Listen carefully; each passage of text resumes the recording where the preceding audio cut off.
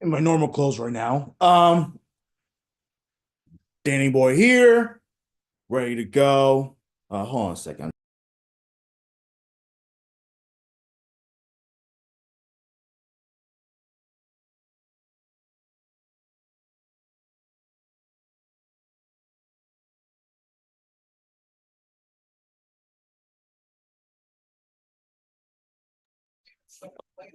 That's better. Got the Met game on, Mets Dodgers, got Giants game on, Giants and Bengals. Right now, it's the bottom of the first inning in the NLCS. Game one. Dodgers are threatening. They have two runners on, one in scoring position with one out, 1-0 count on Teoscar Hernandez. The Bengals have the ball. Uh, they're just past the 50-yard line. Third and 18, though. Oh, Burrow's running for first down, and he got more, way more. He's got a touchdown? Holy mackerel!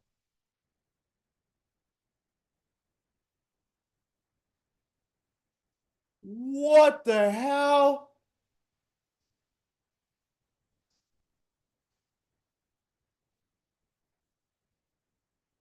Oh my goodness gracious. I'm telling you, man, Burrow gets getting a lot of shit this season. He does not deserve any of the criticism because he has carried this Bengals team. And it's a shame they only have one win. He just ran, it has to be like at least like 40 plus yards there, 47 yards or so.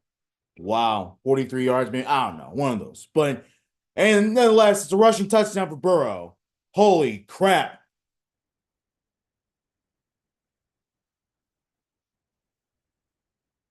Look at him flexing those muscles. Yeah, you tell him, Joe. Shut those stupid ass naysayers up. Dumb shit, motherfuckers. All right, bases loaded in the Dodger game.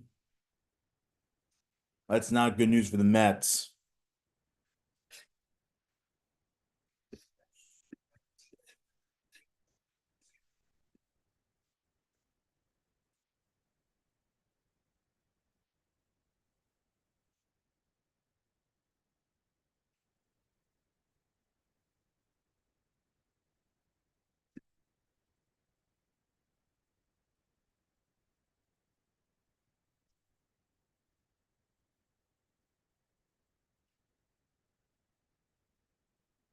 Okay.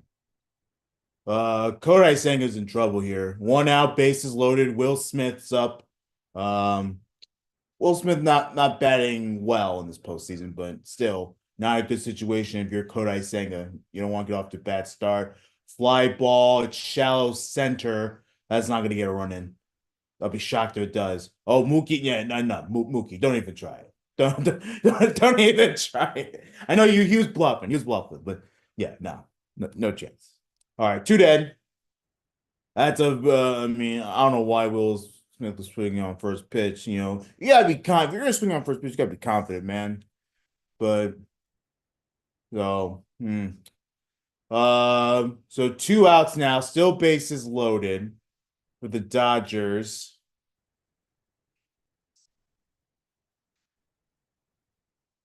That blows. Yeah, I feel you, Otani. Otani putting his head down. We have Muncy up right now, strike right at the corner.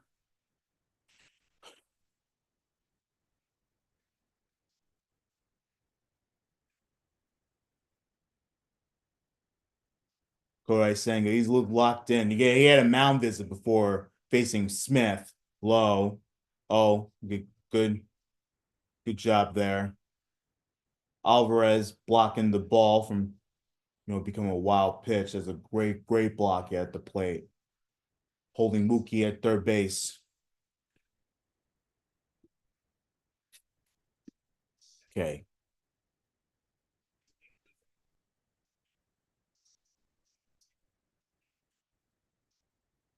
All right. Giants offense getting on the field. Daniel Jones. I just picked him up with my fantasy team.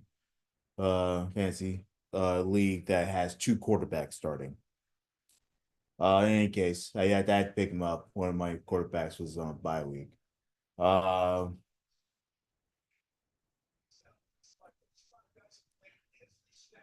and pitch going outside, base hit. That's going to score two. It's center field. Yeah, throw's going to be cut off. Easy. 2 runs there. Dodgers lead 2-0. Great piece of hitting by Max Muncy there. Freeman scores. Betts scores. Early 2-0 lead. If the Mets can escape just giving up 2 runs, I guess that's a good thing because it really should have been worse. But I mean, let's see how Kodai Senga finishes off. But yeah, so far not great for Kodai Senga. Not great at all. Shohei looks happy. It's 2nd and 10 over the Giant game.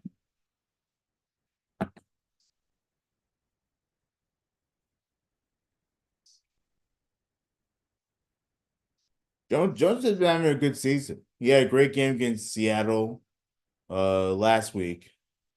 Seattle was in major trouble. Kike is up to bat and a wild pitch there by Kodai saying he is all out of sorts this inning. All out of sorts. Oh, oh man. That was not a good pitch. That bounced like really early. That wasn't even close. And Alvarez had no chance at that.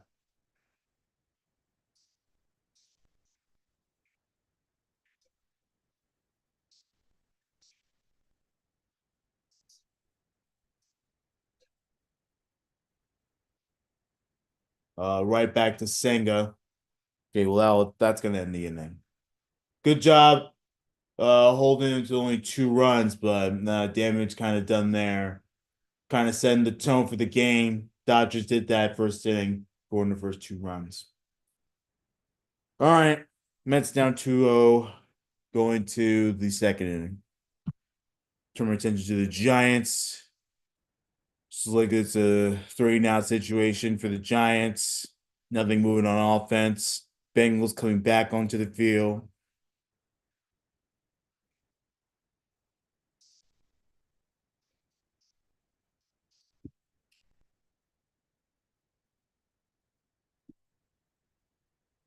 If my TV can stop, you know, freezing, that'd be nice. It's not a good punt. We have flags on the play.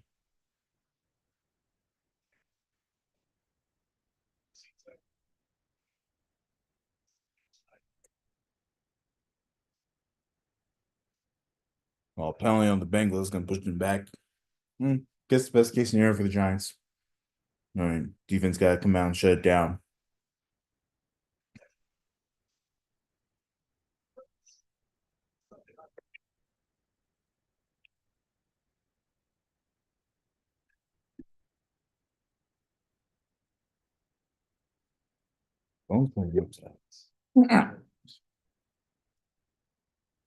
All right. So nothing going for the New York Giants. They're still down touchdown. Really bad touchdown by the defense. How you allow Joe Burrow to go 40 plus yards on that? Just rush it. That's terrible. Terrible. I'm going for the bats. Their bats are quiet. Kodai Senga, not roughed up, but still, it's not very good that you get into early trouble. Now you're setting the tone for the night. Um,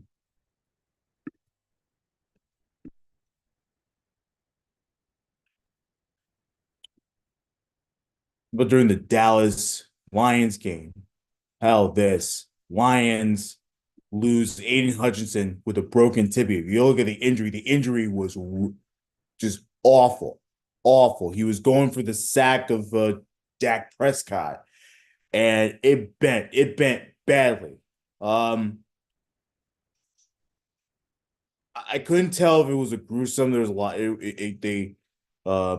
didn't see any replays or anything. Like, I was just too busy, like, going and seeing the news on the Twitter and the reactions, but you can tell everyone was visibly upset, and I would be visibly upset too. I mean, um, yeah, it was pretty bad. It was pretty bad, and huge loss for Detroit. That's just the NFL sack leader. Aiden Hutchinson, he's gonna be out for a while. You ain't gonna see him. Broken tibia is what they're saying. He had surgery in Dallas and he's gonna remain over it there for a little bit. Um, but man, they're saying that it appeared to snap above the angle when it collided with the left leg of McNeil. And again, Hudson was trying to sack Prescott in that play. So that's what they're saying. The Lions underwent immediate surgery at Dallas Hospital, and like I said, remaining in Dallas. That is a massive, massive loss for for Tigers. The Lions, massive loss for the Lions. Um, Injuries like that change the season, but Pete Alonso struck out. Again, the Met bats been very quiet so far. That injuries like that change your season. Look, we see the Lions regarded as one of the best defenses, if not the best in the NFL. And when you have that dynamic of a player, that game-changing player go down with just a horrible injury that may end his season. And who knows what he's going to come back as. But that changes everything on your season because now you're down you're one of your biggest playmates. So it's a tough one to swallow. Uh, but yeah, just absolutely, absolutely devastating.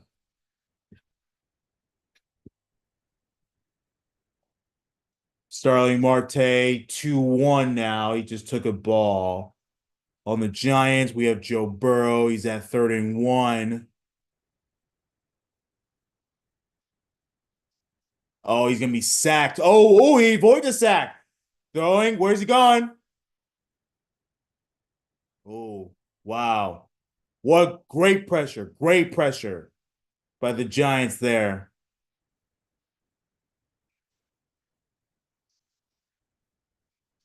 Now he did throw the ball. There was question about whether that was intentional grounding. I didn't see anything. I thought people were in the area. So I mean, yeah. I mean you gotta try something to avoid the sack. Great pressure by the Giants. Excellent, excellent pressure there. Giants, timeout Giants. Okay. Oh, okay. They have personnel issue. Well,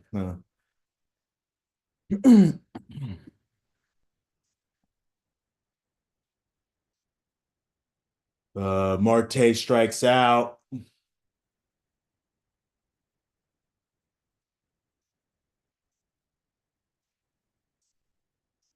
Yes, yeah, sack him, man. I mean, yeah, bring him down. You can't touch him that lightly. Like, come on now. Because can you imagine if he had thrown that pass and it was completed? Flaherty's dealing so far. No, Mets bats are very quiet. Right now, you have Jesse Winker up. My boy Jesse Winker had a good season with the Nationals and Mets. He just grounded out. So yeah, just yeah, so far so good for the Dodgers. Still 2-0. Already rolling. Giants get the ball back near the 50. Pretty good field position to start.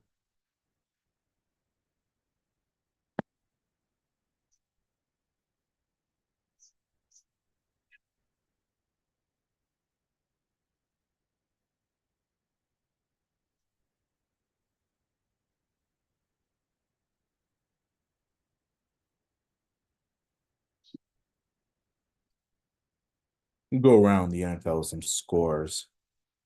Um, Bengals Giants going on right now, 7-0 Bengals. I have an early in the morning. I thought it'd be a more competitive game, but the Chicago Bears absolutely, absolutely beat up the Jacksonville Jaguars. Jaguars looked terrible all day. I know Trevor Lawrence had 2 touchdowns, but let's be honest. The Bears defense was lethal against the Jaguars offense. Jaguars offense had no answers. Bears offense looked good too. Caleb Williams having another good game, so maybe he's starting to get in the rhythm of things. Um, but yet again, the Bears absolutely clobbering the Jaguars. They go to 4-2. Jaguars go to 1-5. Jaguars quickly, their season is unraveling, and they have another London game against the Patriots next week. I don't think anyone in Jacksonville is looking forward to that. And then you have the Packers rolling 34-13 final score. Jordan Love 4 touchdowns. Thank you very much, Jordan. You're doing your job. Excuse me. Um, yeah, so 34-13 final score. Packers are on to a 4-2 record. They're turning one at home. Cardinals fall to 2-4. Uh, very close one. Um, with Colts and Titans. The Colts going out on top by 3, 20-17 final score. Um, Joe Flacco had another nice day, 22 of 38, 189 yards and 2 touchdowns. Tony Pollard had a good rushing game, had a touchdown, 17 carries, 93 yards. Um, then you had the Texans rolling over the Patriots. They're in Foxborough. 41-21 final score. Uh, they look. I mean, this is Drake May's debut. He had 3 touchdowns. Look, Drake May's he's gonna be a good quarterback. He's gonna be a good quarterback. He's just on a sucky team right now. That's just the bottom line. Like, the the Texans defense, Houston, they're all over him. And he did they were all over him today, but you can tell he has the tools to be successful. So, no doubt in my mind. uh Baker Mayfield had 4 touchdowns in the Buccaneers 51-27 route over the Saints. uh the Eagles just edged the Browns 2016. How about Nick Sirianni unhappy because the Eagles were being booed by the fans? Oh, and of course, you got Nick Sirianni. Look, he was seen apparently on camera. Um, talking to the fans and gesturing and yelling, and they're really, really giving that smirk and being like, shut the fuck up, we're winning and everything, whatever they're trying to say. Here's my thing. When fans boo you, it's probably for good reason. This is not a good Browns team. It's not. Okay? you if other teams could absolutely destroy the Browns, why can't you?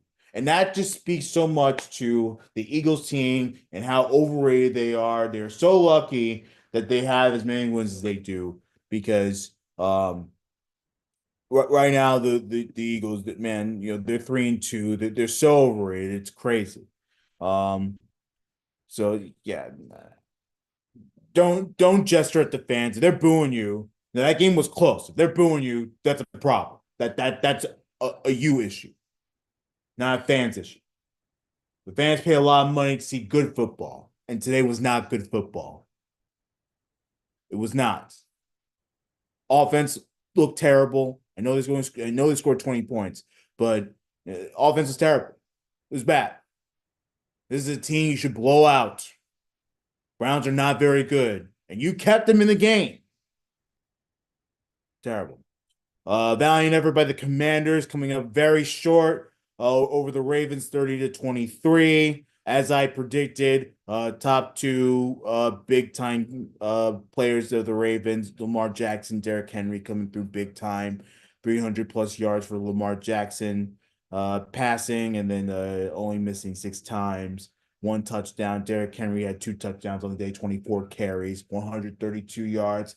Again, this is as expected. By the way, the Dodgers just scored another run via single by, you guessed it, Shohei Ohtani.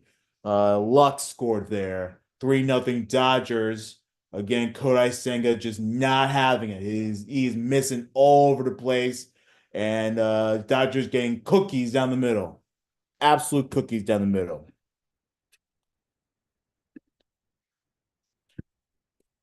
Chargers over the Broncos 23-16. Steelers over the Raiders 32-13. The Lions, despite losing Aiden Hutchinson, he was carted off. If you want to look at that injury, do show with caution. 47-9. One of the worst losses in Dallas Cowboys history. 47-9. Jared Goff, 3 touchdowns, 315 yards on the day. Montgomery had 80 yards, 2 touchdowns, and 12 carries. And then you had the Falcons over the Panthers. This was not a surprise, 38-20. Kirk Cousins had a touchdown, 225 yards passing. And again, just goes to show you, look, the Panthers is not a good team, so take care of business when you can. The Thursday night game, me and Bill talked about it on SIP, 49ers on top of the Seahawks, and then, of course, Monday Night Football, which is now a simulcast. And, before I wasn't quite sure if the game was going to be simulcast on the local television. It will be simulcast on local television along with ESPN. And then, of course, they'll be playing at the same time as the Yankees and the Guardians. So I'll be keeping my eye on both teams. I'll be bowling on Monday night, but I'll be keeping my eye out on both of those games going on. And let's see. Oh, that's an interception. I saw that a mile away. Daniel Jones just threw just a horrible, horrible pick. Giants look like they're driving down the field. Horrible pick there. As I'm Oh, joined by Cash Man. oh my God, that looked like Dak Prescott in the red zone last What earlier in the the day. hell was that, dude? I mean, You can't make it look any more easier. oh man, I would have just taken the sack. I agree with God. you. Take the sack or just throw the ball away. You Yeah. know, unrelated, I always talk about Josh Allen just, throwing stupid plays. That looked like Josh Allen-esque, just That's worse than Josh Allen. that is Josh worse Allen than Josh. doesn't do floaters. Josh Allen has an actual arm. He just throws to the wrong person. Well, that he does. It's not a good look right now for New York sports right now. No, Kodai Senga is still on the mound. Still can't get anyone out. No, it's Reed Garrett. I'm sorry, Reed Garrett. Kodai Senga is out of the game. Sorry, Wow. I've been so focused on the football. That Wow. Inning in the lost my third, I think he football. lasted. Yeah, that was terrible. He gave up 3 runs. He was missing, and he was giving Dodgers cookies down the plate. It was terrible. Yeah, I was out to dinner with Mama Patch, and I'm watching. I'm like, why is Senga going game one? I would not have pitched Senga game one. Well, it's either him or David Peterson. That's how they did it last game. But this is I don't know. Line out there, 2 dead.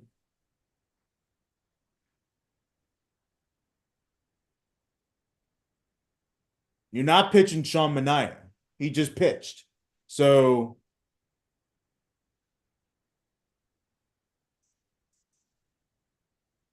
I don't know. Mhm. This is saying on regular rest too. So I mean, not good. Outside. All right, Freddie Freeman's back up. How's your day, Patch, man? It was good, my friend. Worked the day away today till 1 o'clock.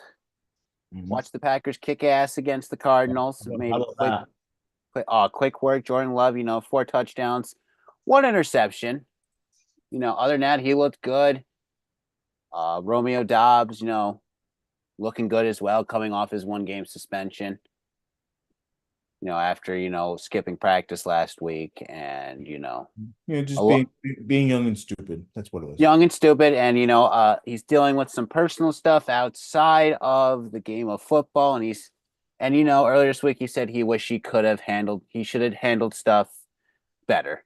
But you know what? As the old saying goes, you're young in the league, and it's just it's young and stupid. That's what it is. It's just being young and stupid, and you know what? He got over that, and hey, he had 2 touchdowns today, so Yes. the confidence booster is back there for him.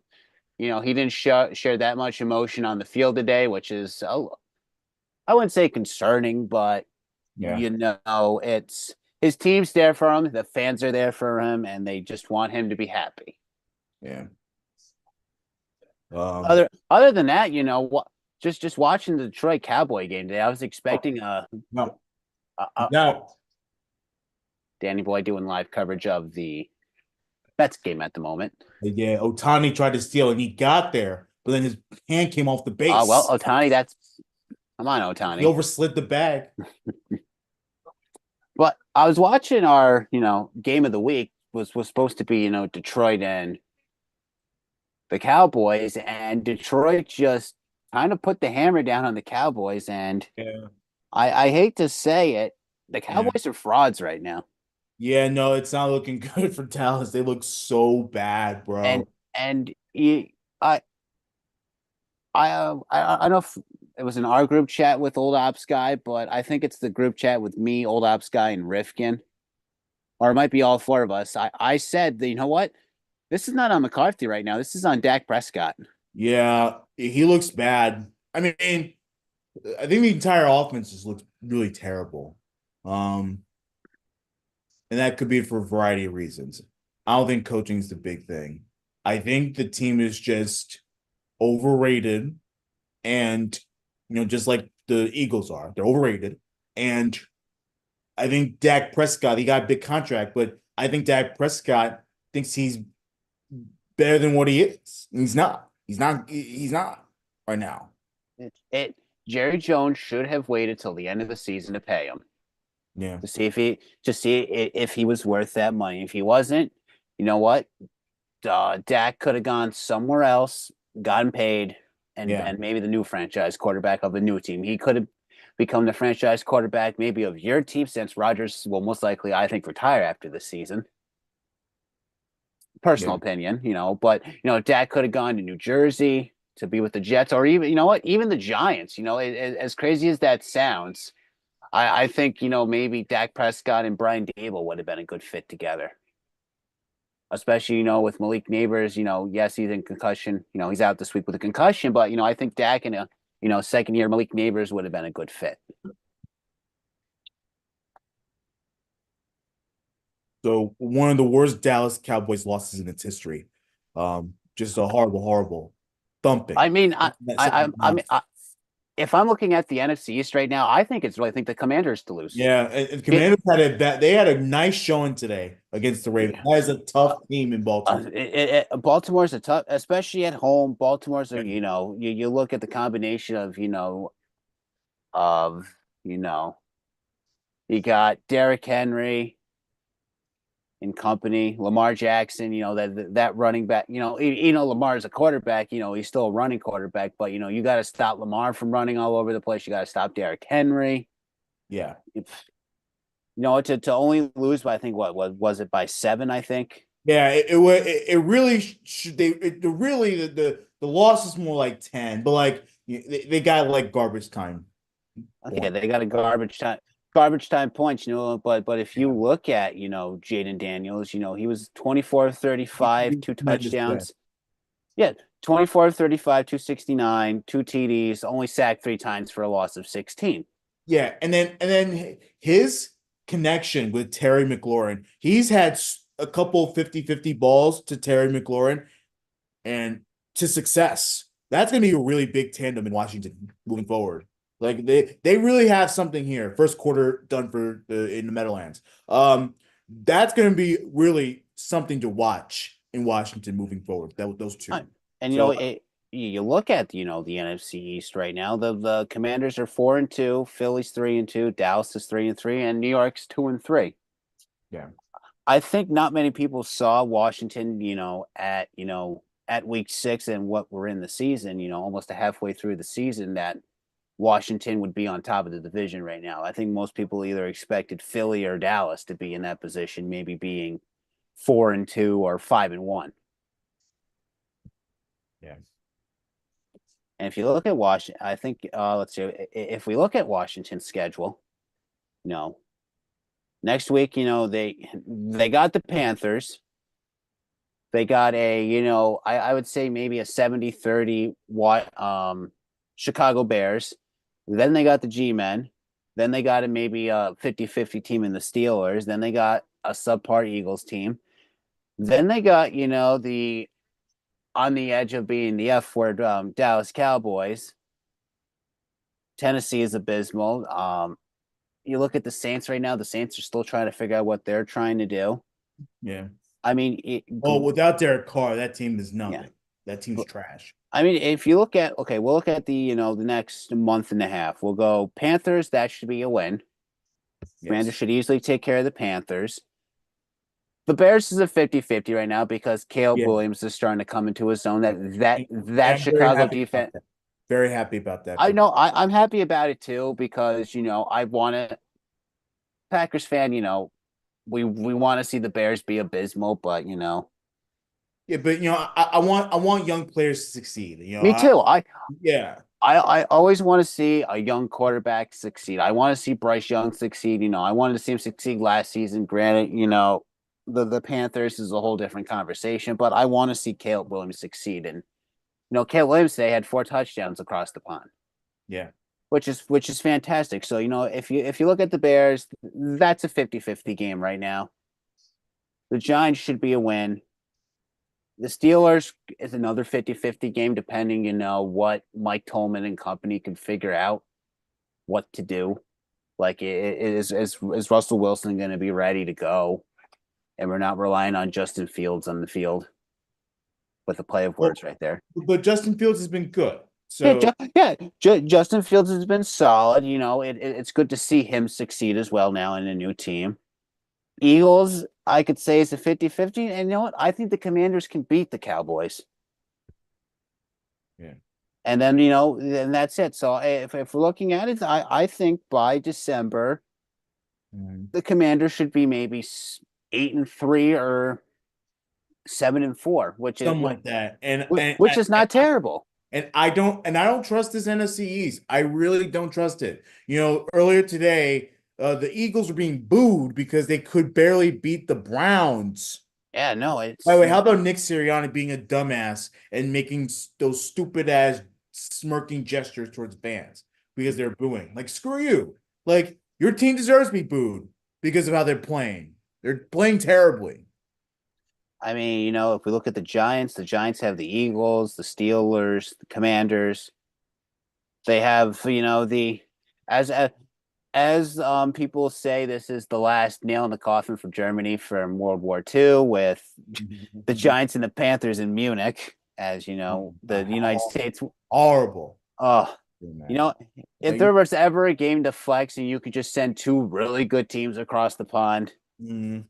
just do it. Do it. The NFL.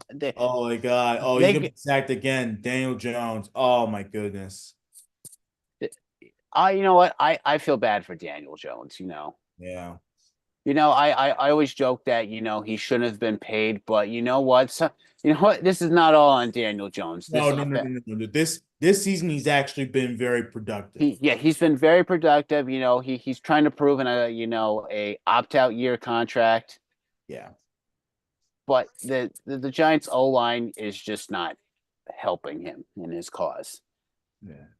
After that, Um, and then the Giants got what, a very good Buccaneers team, and you know what, on Thanksgiving you got Giants Cowboys, which is, well, by the time Thanksgiving rolls around in a month and a half, it's not going to be a good football game to watch.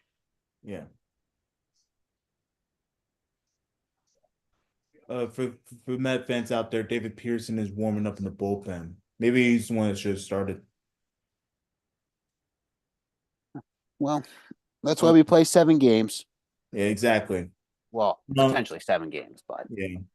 Um, Now I know we talked about earlier Detroit absolutely destroying the Cowboys, but they took a massive hit today, losing oh, Aiden Hutchinson to that injury. I was at dinner watching the game, and I didn't see I saw the end of the injury because I was mid biting food, Yeah, and I just see him on the ground getting caught off. I'm like, what the hell happened? yeah. I wasn't sure. I mean, for one thing, I was just trying to check reaction, like Lions reaction on Twitter or X, whatever it's called.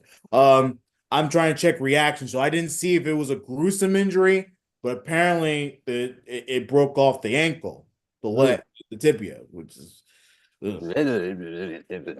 The Don't want to pick. heebie, That looks like. the heebie But jeebies.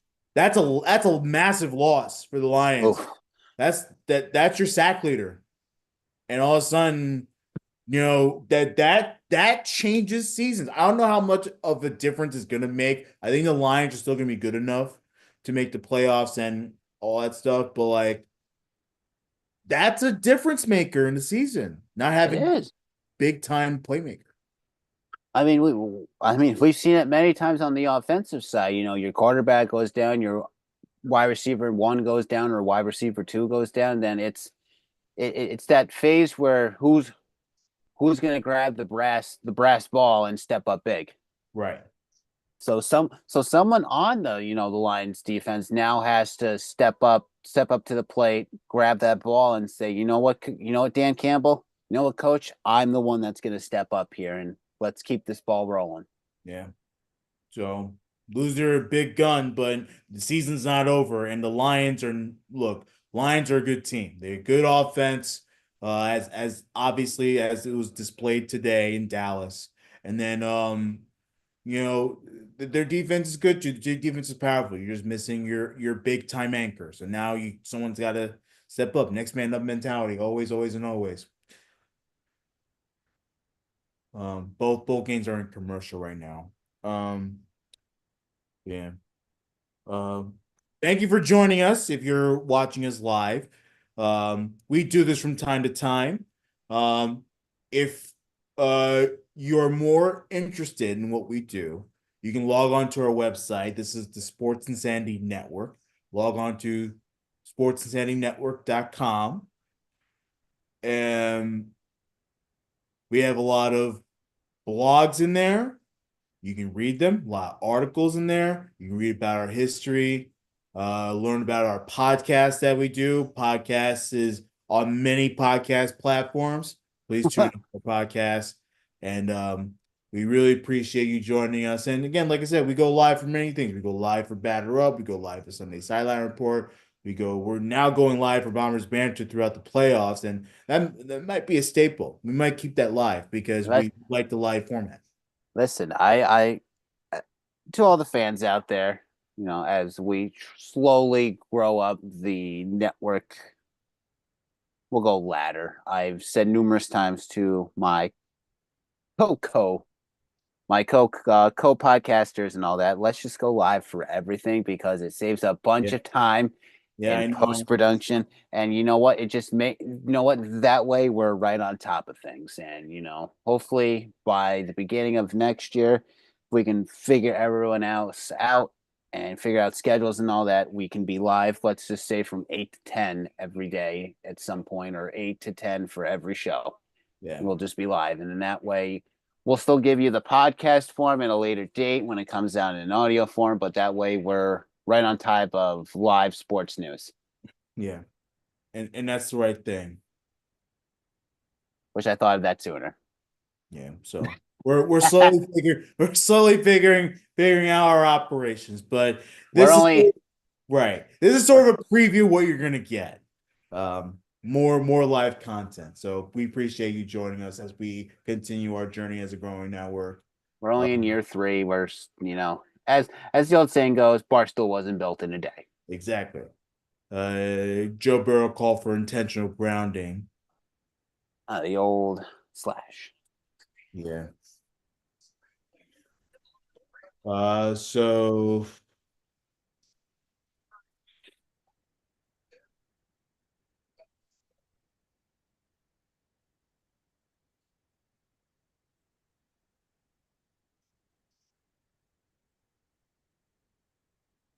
Also, shout out to the New York Liberty bouncing back today with a Yeah, nice win. good job. I'm very, very, very thrilled. I mean, not thrilled that it's 1-1, but it's okay. Yeah. It, Should be. it's Hey, you know what? Anything, like, what happened a couple days ago with them losing, and a missed free throw, losing in overtime. yeah, You blow past those and you overcome those and then you bounce back with a win. We seen it throughout all of sports. You lose one game and then you think it's over and then no, it's not over. Let's bounce back here.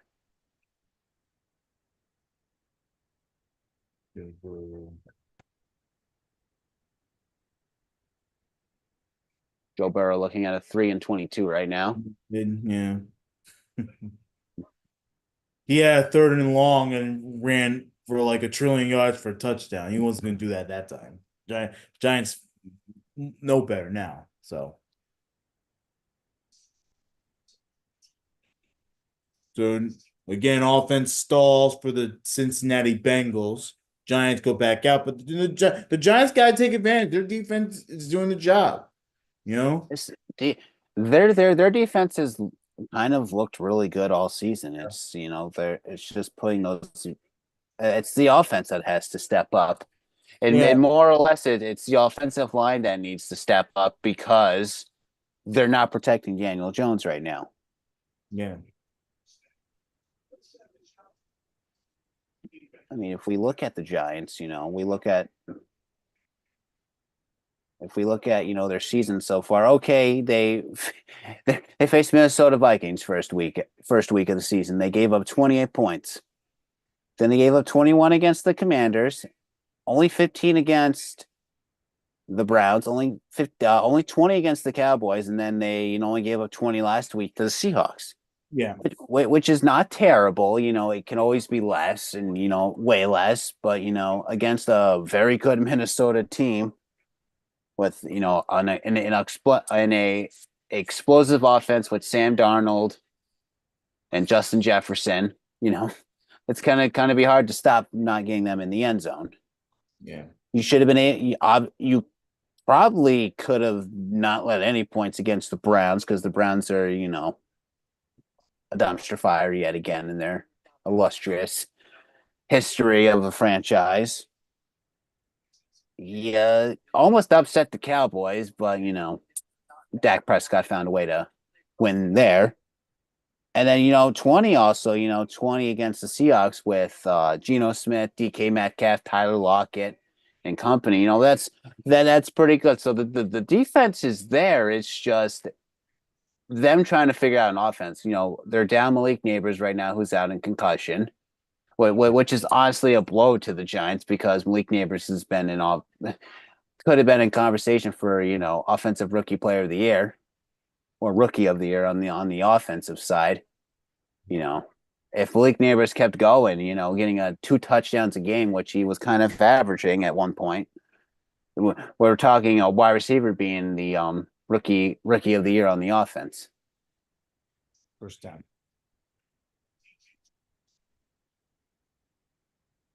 Yeah, first down.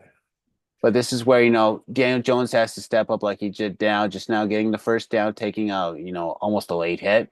You Yeah. need Well, you, right. you need Darius Slayton to step up. Everyone needs to step up.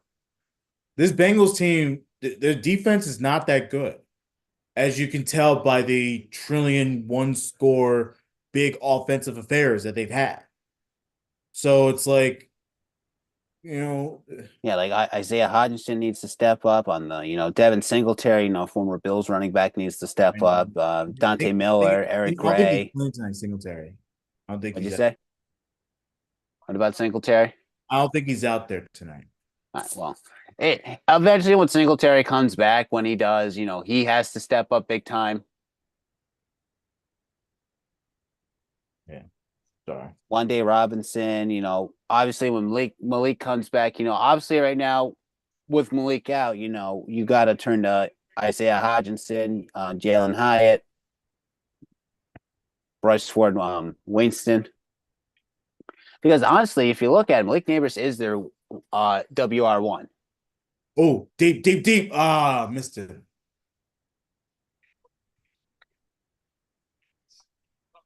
Obviously, Dan's a few seconds ahead of me. You're talking about. Sorry, I apologize, Patch. It's You're talking okay. about Darius Slayton. You're talking about Darius Slayton. Well, there was his chance. It's and you know this is where you know Jaden Daniels, Daniel Daniel Jones, you know, just needs to take a few extra seconds just to relax. You know that one, if you know he waits, you know, a second more, or even a half a second, he connects with Darius Slayton, and Giants are inside the 15. Flag on the play.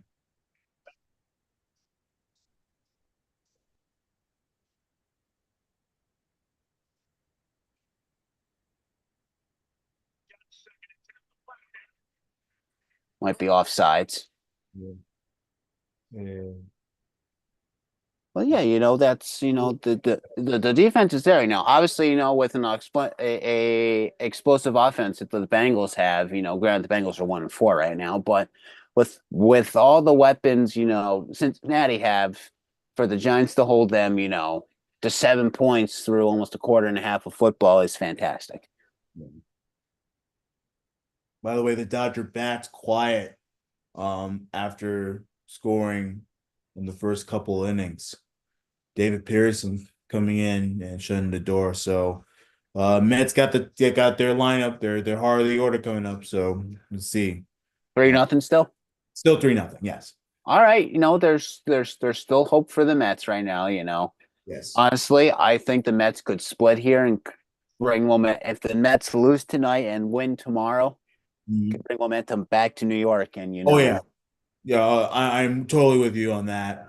Um, I'm with you that the Mets, if they split, that's tremendous, tremendous advantage for them. Going down 2-0, I don't know, man. That's really tough. Daniel Jones has nothing, nothing, nothing. Gonna take it himself. Good decision by Jones to see an opening there. But it's fourth down. Giants once again offense stalls. Both offenses not looking good so far. The only again the really only highlight so far is Joe Burrow just absolutely with a devastating rushing touchdown. So God, I keep looking at MetLife Stadium, which let's be honest, Patch, MetLife Stadium is really the Giants stadium. It's it not it's I not Jets Stadium, it's not the Jets Stadium. You know, I only been there once you since it's know? opened. I was down there for a Giants Bills game, and Yeah. it really is the Giants Stadium. You know, Yeah. it compared, you know, to if you know, not to compare, but if you look at MSG, that's a shared home between the Knicks and the Rangers. There's no, Oh, it's 100%. Yeah. there's no, it's the Knicks Stadium. No, I mean the Knicks arena. No, it's the Rangers arena. There's a distinct 50-50 down the middle that is a The Garden, shared. Garden's rocking no matter what. The 100%. Garden's rocking no matter what. You know, the Garden's going to be sold out no matter what, regardless if the Knicks are horrendous or if the Rangers are terrible. Yeah. And to see both teams right now climbing back up that mountain is a beautiful sight for New York. Oh, it's tremendous. It's the Um, it's the saving grace right now to New York City to see the Knicks and the Rangers succeed. And granted, right now you got the Mets, you know, in an NLCS that was in a, you know, not NLCS season. I know this was not supposed to be the case, but And it's you all got right. Yeah. and you got the Yankees in the ALCS, which is fantastic. The Yankees have an opportunity to go to the World Series the first time since 2009 when they last won it. It's it's good to be a New York City resident right now if you live down there. Yeah, no, totally. But Yeah, that MetLife is Giant Stadium. Let's it be is. It's um, Giant Stadium with their baby brother, the Jets, exactly. being there. Yeah. And yes, it's a 50-50 partnership. The Giants had the idea of moving to New Jersey. Okay. It was their idea along with the state of New Jersey to build that state. So it's the Giants stadium no matter what. if you I watched highlights of old games at Chase Stadium with the Jets. That stadium, man, shaking when the Jets do well. Man, I want that home field advantage. I want my own stadium. I don't care if it's in Westchester County. I don't care if it's on Staten Island. I don't care if it's on Long Island, whatever it is. Staten I want my own stadium in New York. Staten Island Jets does have a nice ring to it. I mean, there's a lot of fans down there, so you know. The, the Jets need their own. They need. Yes, they have their own identity, but they need their own stadium. And you know, we can't It's enough. And the Giants are terrible. Like they don't want to change the turf. And and I think the reason why the turf is not changing in MetLife Stadium is because of the Maras. That's why. I slightly, but also don't forget we have a World Cup coming in a couple of years. We got the World Cup coming to America, Yeah. the continent of North America with Mexico and Canada included in this. Yeah. But the Jets, the Jets have their own identity, but the Jets need their own stadium. It's not like SoFi Stadium where, it's also a 50-50 split practically between because there's plenty of Chargers fans, there's plenty of Rams fans. Yes. You look at, it's not the Staples Center anymore, but you look at the Staples Center in Los Angeles. I can't think of the name of the stadium now. Crypto.com arena. Crypto.com arena. But, Right. before the Clippers built their brand new arena, which looks absolutely effing beautiful. And that they're taking over the city, right? If the Lakers and the Clippers do well, now they have their own place. Yeah. But you looked at crypto.com arena where the Lakers and the Clippers shared a stadium for many years. Yeah. You can maybe call that a 60-40 relationship where it was 60% Lakers, 40% Clippers. Yeah, more like 70-30. 70-30, fine. Well, I'll agree with you that 70-30. Now that the Clippers have their own arena and it's better than Crypto Arena, I might just want to go out to It is better. It is better. It is so much better. Like night and day. That arena sucks.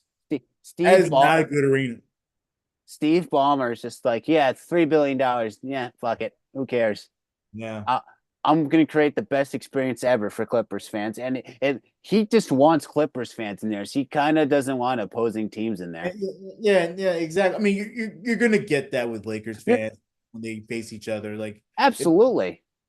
But like he put, I think I read somewhere where he put more bathrooms in so there's not waiting lines for bathrooms. I mean, hopefully that works, but hopefully that works, but he put I think it was 500 more bathrooms in or something. It might be even 1,000 more, or it might be more than that. But he put more bathrooms in there so there's not lines, so people can get back to the game quicker. Yeah. And each seat has its own charging station too. You could bring a charger there, charge your phone. I'm like, I just want to go there. Yeah, exactly. I just want to go to LA for the day, go see a Clippers game. I don't care who they face. And I'll just come home after that. Yeah. Right in a good sports community. You have SoFi Stadium, if I'm not mistaken.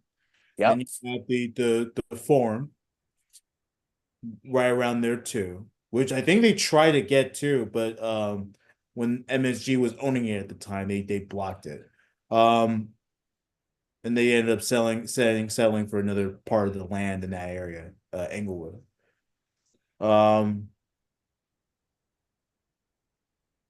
But yeah, no, I'm with you on that. That Clippers arena is going to be fire, man. That's an owner right there. Yeah, someone wants to invest in the team. I wish the Jets had that. I want what Steve Ballmer's doing with the Clippers. He's like, no, you know what? Screw sharing with our crosstown rivals.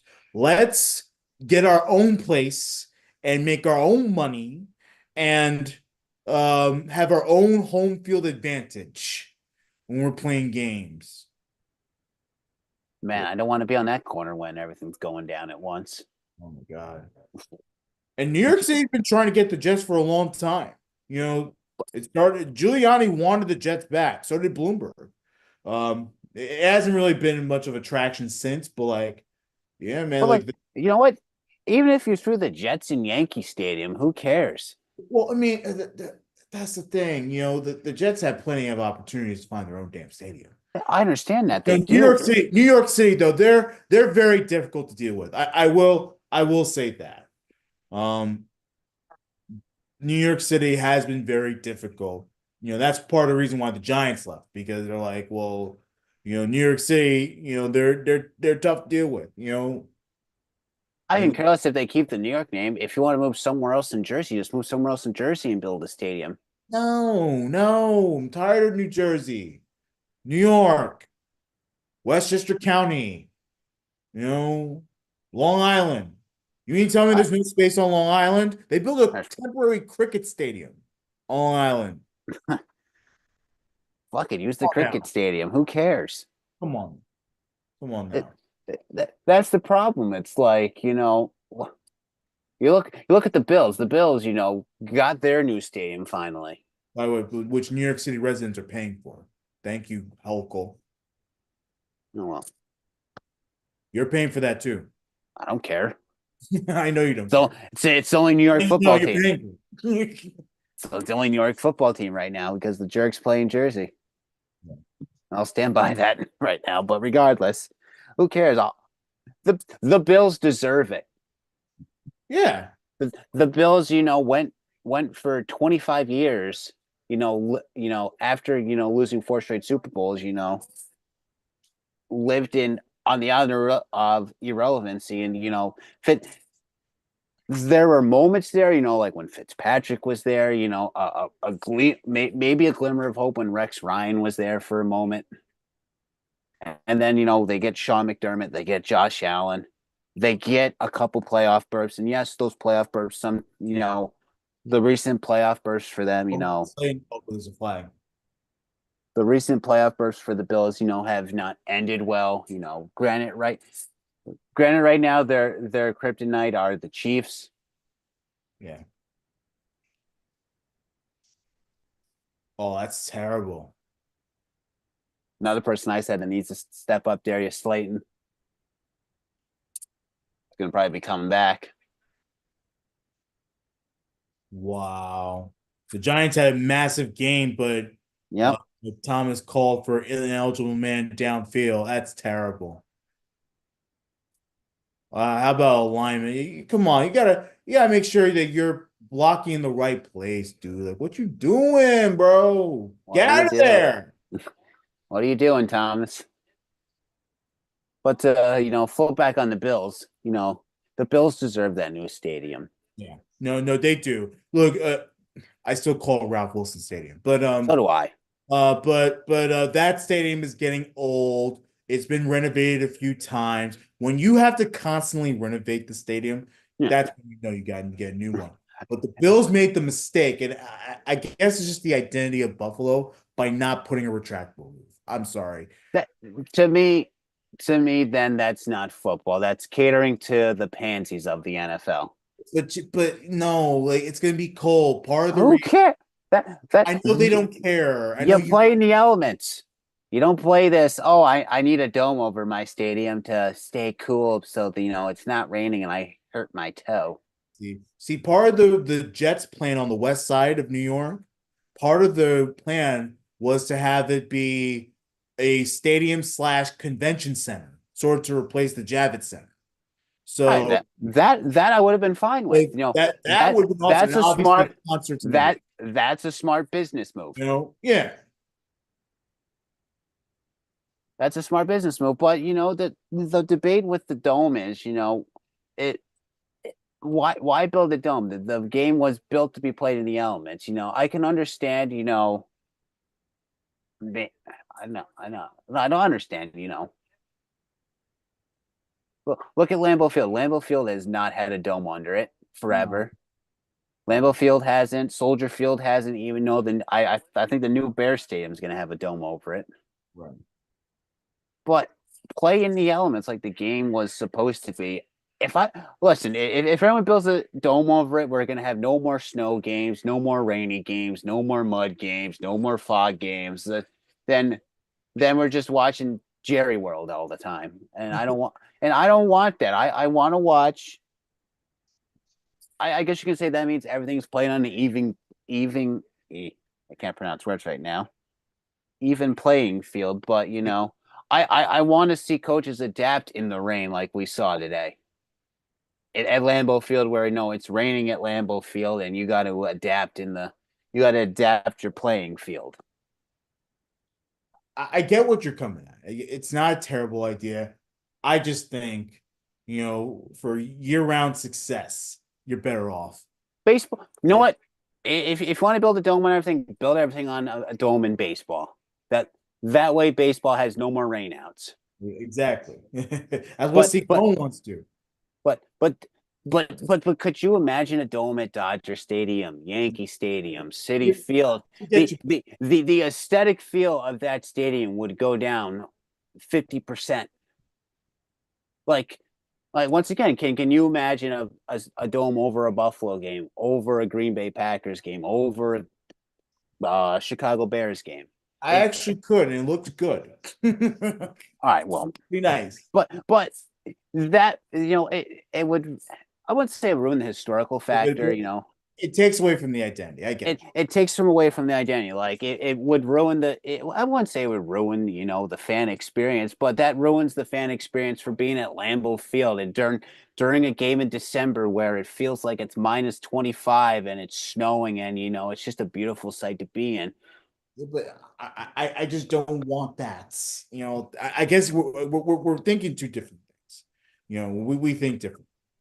I I'm think trying to find a better way to have a better experience for the players. You're like, no, this is all about the fans and all about the history, all about, which I get. I totally understand. but also, that's the team identity too. That if you're bitching that you're playing the snow, then why just not to play football? Because when you were playing Pee Wee football, you weren't playing in a dome. You were out there in the field, and your mother said, "Suck it up, Buttercup. Go out there and get the sack." Or your father told you, "All right, Sonny, get out there, get down deep, get the touchdown."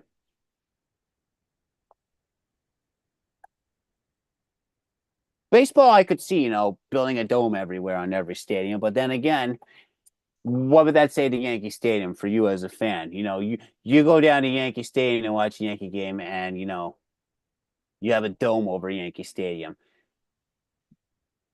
How how would that feel to be a Yankee fan that you walk into Yankee Stadium and you're in a dome now? I would feel tremendous. We're still thinking.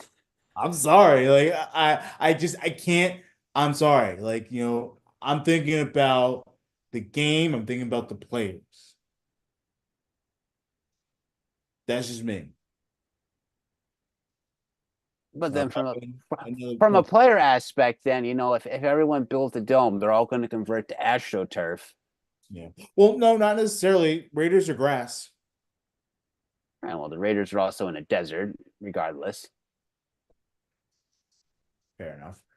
Fair enough, but like we see the problem with turf fields, in football, where more injuries occur on a turf field because of the pellets and all that. Yeah, these turf fields are terrible. Turf sucks outside. Turf on the inside, it's not too terrible, but I still. mean, from working for the Renegades, being on the turf field, it's weird seeing all the pellets, and it's a different experience when it's 95 out in the field feels like 120. Dodgers just scored another run, 4-0. That game's over. I'm calling that one now. Yeah, it was a single by Edmund. What, top five or top four? It's where is it at? I lost track. It's in the fourth inning. Bottom. Okay. All right. Well, so keeping the realm of football at the moment, according to ESPN research, this comes from Adam Schefter via Todd Archer. From ESPN research, the Cowboys have allowed 167 points in their last 4 games, including regular season and playoffs. This is the third most over a 4-game span at home in NFL history. This is terrible. I mean, I have a lot of concerns about the Cowboys. I thought defensively going in, Shohei deep right field off the wall. That looked good. Line drive. I think that's gonna score a run. Yes, it is. 5-0 LA. Wow. Shohei Ohtani doubled to right center. Oh my goodness. They're hitting off of Peterson now. Oh man, this is gonna be really rough for the Mets. It's only game one, but oh, it's Joe Burrow just got sacked big time. Yeah, I glanced at that too. But I I don't know was if it was fascinated with what Shohei. what I don't know if you saw it today, but did you see the one touchdown from Romeo Dobbs I saw where that. It's pretty where good. Pretty where where Jay Love just is like yeet down the field and then he good. Jordan Love looking great too after coming off the MCL sprain, Yeah. Jordan Love doing wonders for my fantasy team. Keep it doing up. doing wonders in for my mother. Yeah. But By the way, did Matt LaFleur need Rodgers out of Green Bay? Like, it's looking like a blessing in disguise. it's a breath of fresh air. I'm granted I will always love Aaron Rodgers. Oh Don't no, get me no wrong. doubt. No Don't doubt. don't get me wrong, but you know what? Just like at the end of Brett Favre's career, it was just time to move on. Yeah. Listen, you can retire Packer, go off in the sunset as one of the greatest Packer quarterbacks and NFL quarterbacks ever, and you can decide what you want to do in life, but we need to move on here. And that's what the Packers needed to do. It was finally time. You know what, Rodgers? If you want to keep playing, we'll trade you. We'll let you go out of your contract wherever you want, but we're moving on from you. We love you, and we'll retire your number down the road when the time is right. But it's time for us to move on. And with Jordan Love in there now, granted, last season started off rocky, but you know what? I think it was just Jordan Love getting, the jitters out and trying to figure himself out and get him to himself. Yeah. And we look at them now, no one expected them to go 2-0 without him there. And granted, you lose a close one to Minnesota.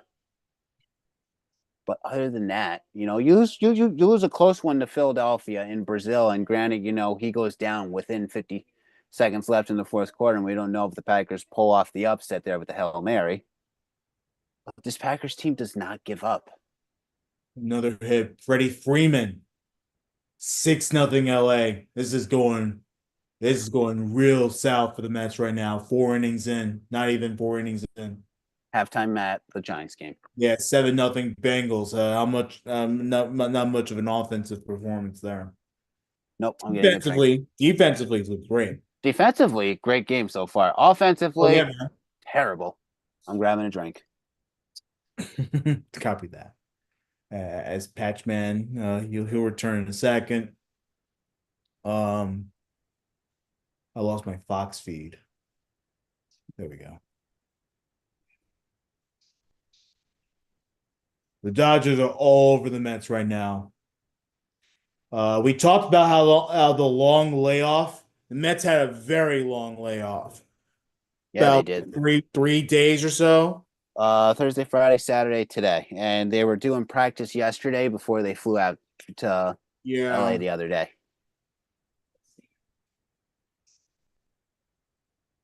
Hmm. I mean, the Mets are playing almost every day before they advance to the championship series. So But then again, was the right pitcher thrown out for game one? Because that's kind of your momentum starter. yeah, I mean, I don't know. Look, it worked against Philly. Kodai Senga was actually obviously he wasn't like crazy good, but the Phillies only scored one runoff. So then they went to Peterson. Peterson was much better in that game too. And then the Mets bullpen just shut down. And then that allowed the Mets in a one-run deficit to score 600 runs in the eighth and ninth innings. So, but I just don't know right now. The Mets pitching is just not there, and that's not looking good. It's not good.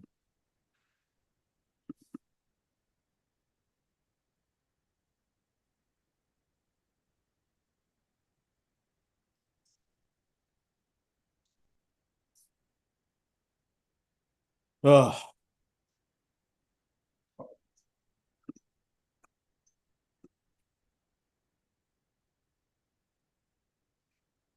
crazy.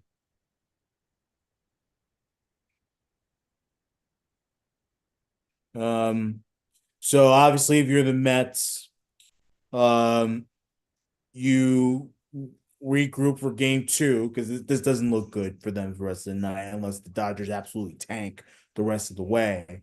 But you gotta regroup for game two because like I said, if you go down 2-0 going back to City Field, I don't care what happens at City Field. You know, not good.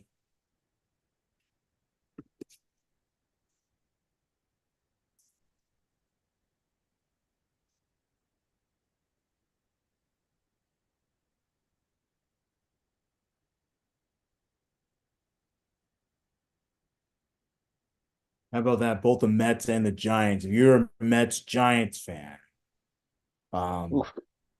scoreless. If you're a Mets Jets fan, like There's about there. 70% of the people, Well, probably a little less than that. I don't know. Maybe a little I more. mean, if you're a Mets Dolphins fan, hey, at least the Dolphins are off this week. Yeah. Shout out to Mike Rifkin and my uncle Brian.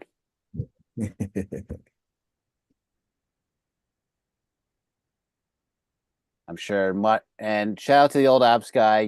He's having a rough day too as a Mets Cowboys fan. Yeah. Hey, Lee. Hey, Mark, if you're listening, at least the Cowboys have scored some points for you today. Exactly. and Oh my then God. I'll probably get shit later for that from a text. Oh, goodness gracious. Yeah, Rifkin, by the way, said he was going to do a reaction after the Mets game. So I don't know. They're going to be real tight. Mm. I don't know Also, if that's going to go live. Hopefully it does. But hopefully it does. That'd be if not, you'll hear it in audio form. well. You'll hear an audio form. You might be live. Also, Oh, yeah. Go ahead. also, old Ops guy, your video will be done at least sometime this week because Danny Boy was lonely and I had to join him. So, Well, I appreciate that. hey, you're By the welcome, way, man. well, It's while we have some downtime patch, we got some reactions to the Cowboys absolute thumping from oof. good old Stephen A. Smith. Let's take a listen. Video credit goes to Stephen A. This will be on our broadcast.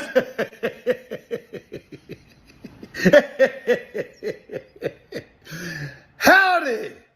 I know you saw what happened today, huh? Not a victory, not just a victory, but a blowout on Jerry's birthday, by the way. No, I'm not happy about that. I'm not happy about that. My buddy Jerry Jones on his 82nd birthday should deserve something like that. But we'll address that another day. All I can say is, what an ass whipping! What an ass whipping! Awful lot to talk about on First Take tomorrow. Oh, by the way, I don't know if you saw my line, okay? My boost for this week on ESPN Bets. Even that was right. Because we were talking about them Cowboys. They never, ever let me down.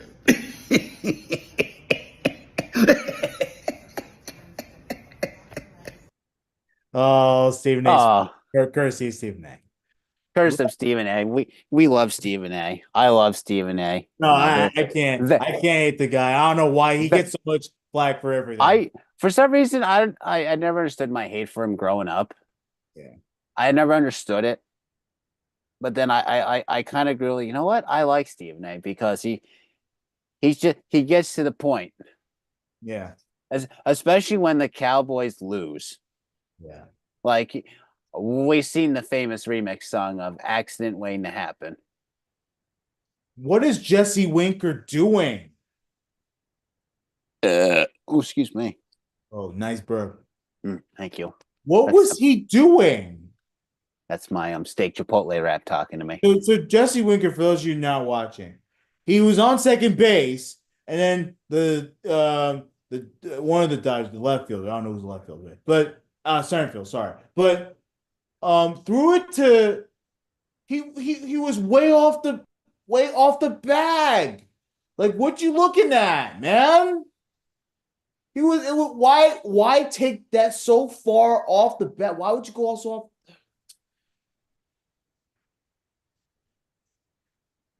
Is that Tyrone, Urshela? they had no outs. They could have had two runners on with nobody out. And Jesse Winker had a terrible, terrible base running blunder there. Way off second base. Like, what are you reading, bro? What are you reading? Just get to second base. Gotta score some runs, man. That's just terrible. I don't know what As the you. old saying, as you know, Danny Boy will attest to this. When I talk Yankees with you guys, the Yankees, downfall is not playing small ball. That's not playing small ball. Play small ball. Get your base runners on, and then if you have an opportunity to swing for the fence when you have your power hitter up. Mhm.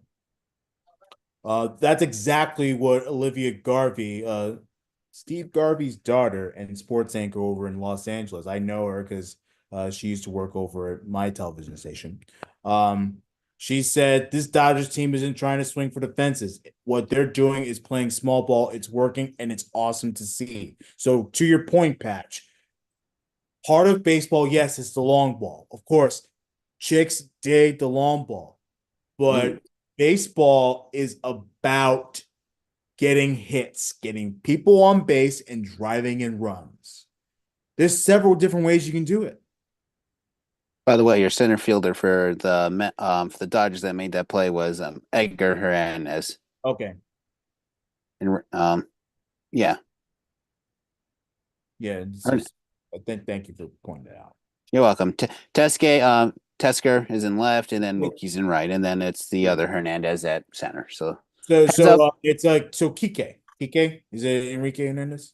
Yeah, Enrique. Yeah. Yeah. I'll ask this question: if the Dodgers make the World Series and win the World Series, does this make up for their 2020 World Series? And 100%. I wanted to ask you that question because if people out there go back and listen to the past of, go back and listen to the late 2020s, early 2021s of this podcast where I was relentlessly ripping MLB apart for having the 2020 season during the pandemic. Should never have happened. Yeah. Should have never have happened. Bill can fight me on it on another day because I know he's watching the Giant game right now, and They had to do a season because they would have gone broke, but they didn't have to. yeah. They as businessmen didn't want to lose money. That's what it was. Yeah, that's what it was. They didn't want to lose money, yada yada. Dodgers end up winning that year, winning the 50 game shortened season and get the Powder Puff World Series trophy. I'll go with, and then the Dodgers get their first World Series win in about 35 years. So when was last before that? When was the last time they won? 89, if I'm not mistaken. Yeah, it was a long time ago. Yeah. Long time ago. So, and I agree with you. If the Dodgers, end up being the Mets, go in the World Series, and either being the Yankees or the Guardians, this will erase. They still have their 2020 World Series, but this makes up for where they went the 162 game stretch. Yeah, exactly. It's a and real world championship. It's a real world championship, and it's not a powder puff championship. Look, the Dodgers need to win. If they want to shut the critics up about how real of a team they are, this is the time to do it. This is the time to do it. I was off by a year, by the way. 88 was the prior time before 2020. Yeah. Close. 88. I think 89 was the A's. Well, Oh, we can figure that out for you. Hang on. yeah. My years are off. But like, but yeah, man, like, the Dodgers need to shut up the critics. And this is the way to do it now.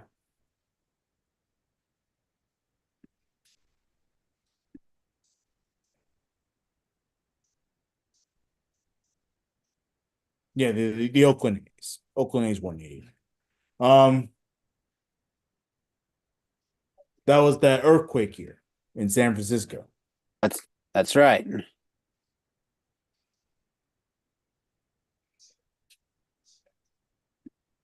They had the area series against the Giants. By the way, shout out to the A's and their fans, man. Not so much the owner, but their fan base. They're really taking this. It's a tough time to be an A's fan. You I don't know wish what the the MLB just. identity is. Do they have a fan base? Like, I mean, I think the A's do have a fan base. It's just the fan base deserved a new stadium finally. The Coliseum was just done. The Coliseum was just at the end of its road. well, right now they have concepts of a plan in Las Vegas. So Concepts, they imploded the Trop the other day. they did do that. The Trop was finally imploded. I actually got to walk through there the last time I was in Vegas before it got imploded. But Mac. Oh, that was almost a base hit. Yeah. That was a nice floater, right? It was a nice floated by Max Muncy. I agree. Davey Roberts, very happy right now. Uh, Dave Roberts, man. Stability. It That's what is. I say about Dave Roberts, stability.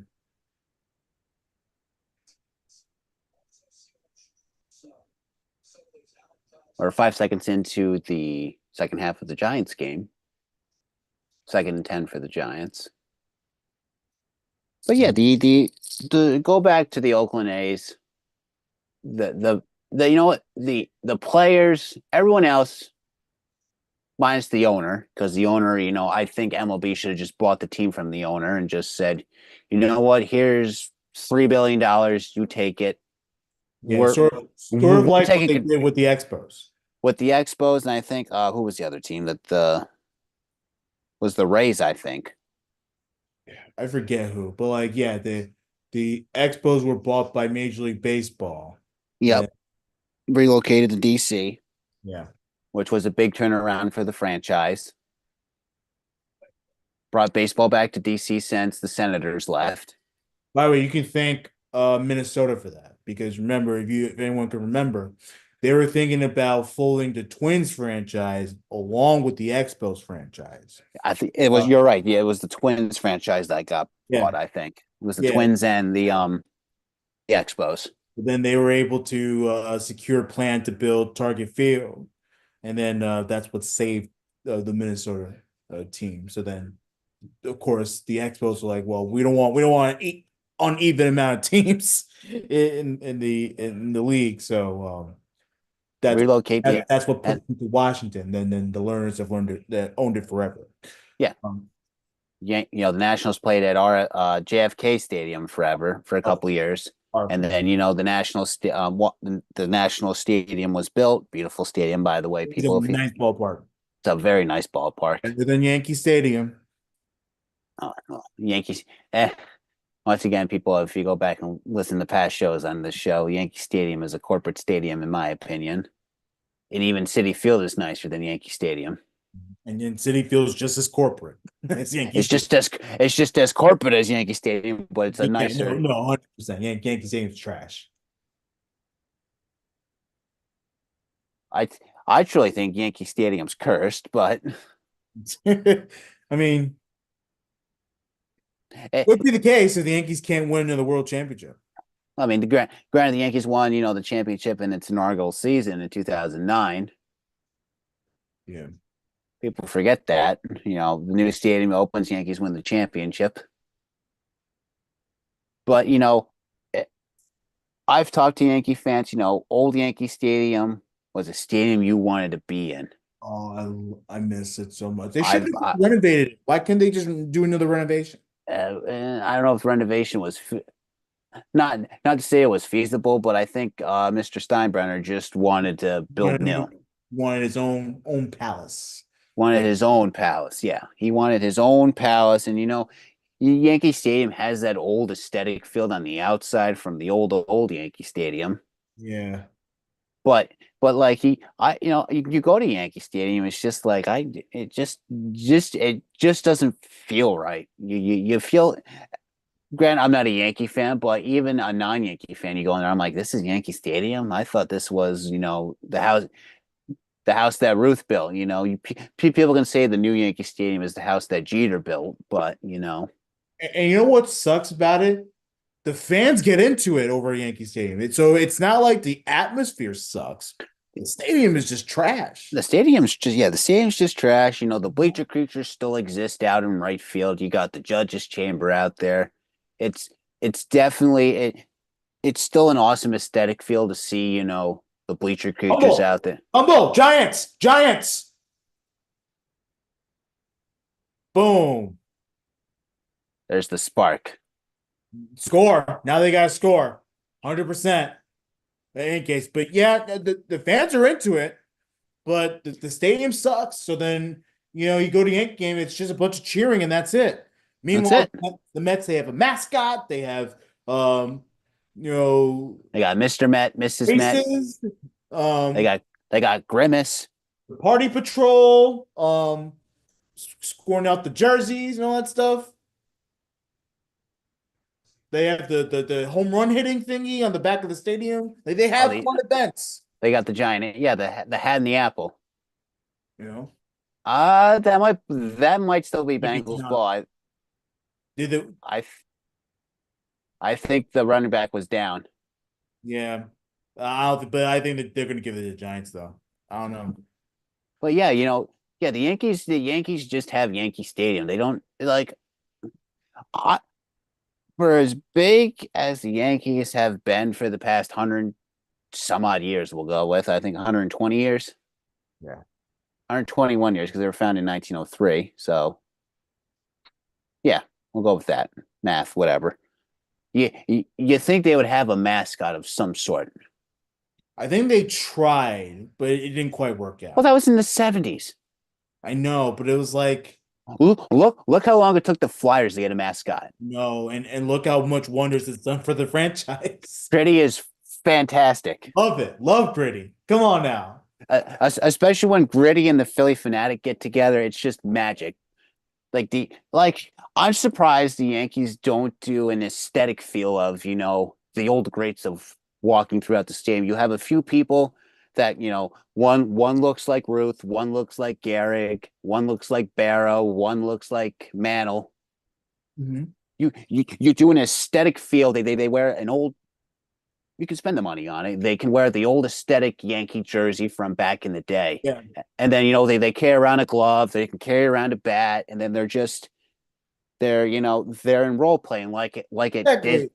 like at Disney World where you see the princesses, you see, you know, the males playing the princes. That would be an aesthetic feel Yankee Stadium that brings a little magic to Yankee Stadium. But the Yankees are Now, not going to do that.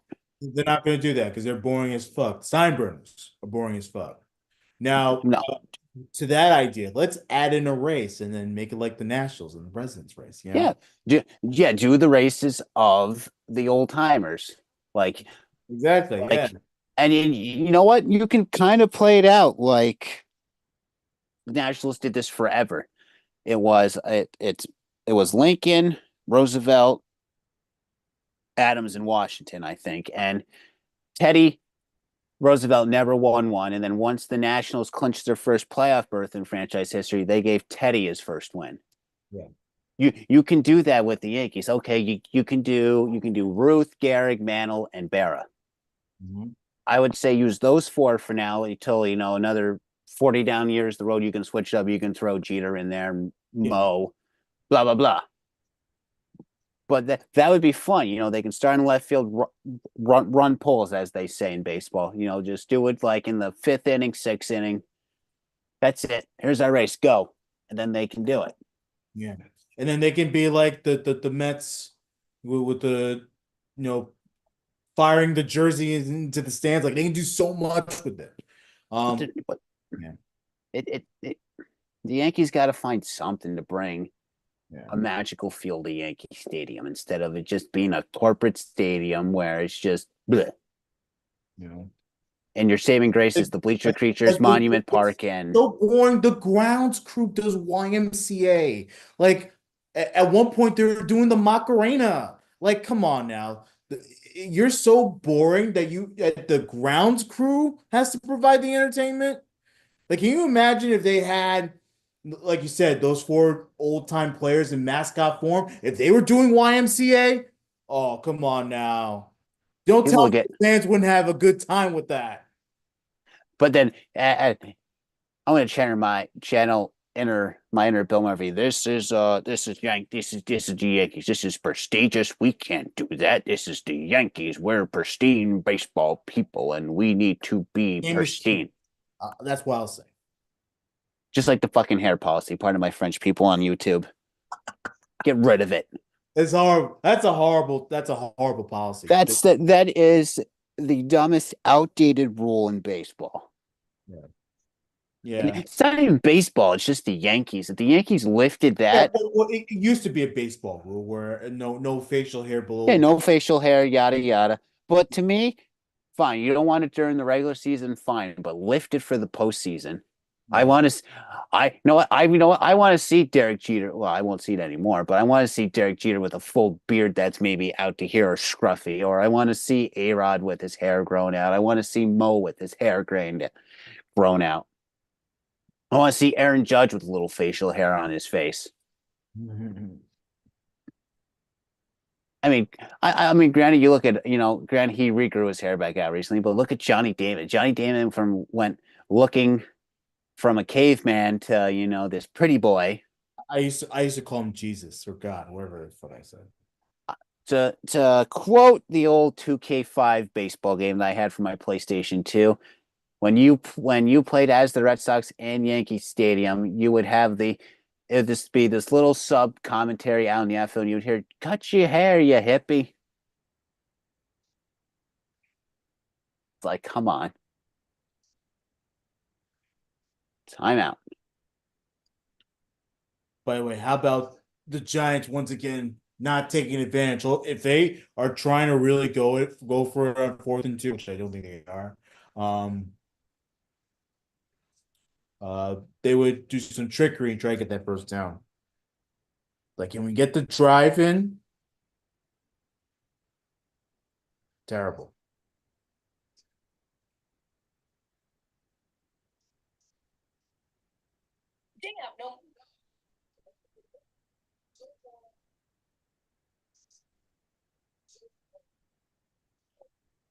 Fine.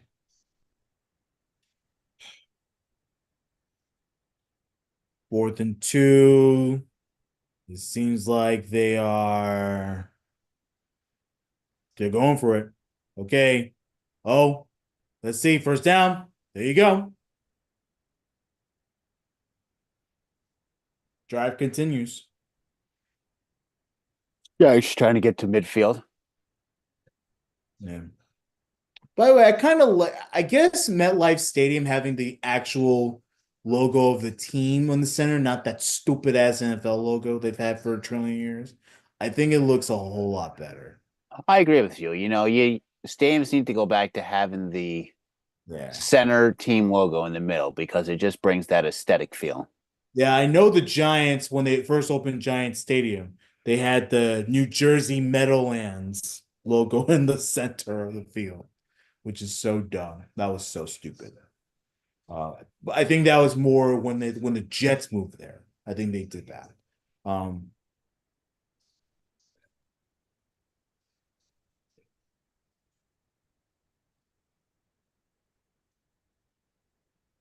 think Joe Burrow needs to re-dye his hair or something. But he's I mean, he's having one of his best seasons, though. I mean,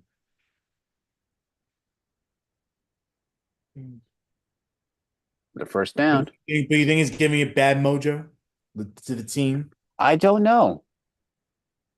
As people say, Joe Burrow might be in his Slim Shady phase of his career. Yeah. All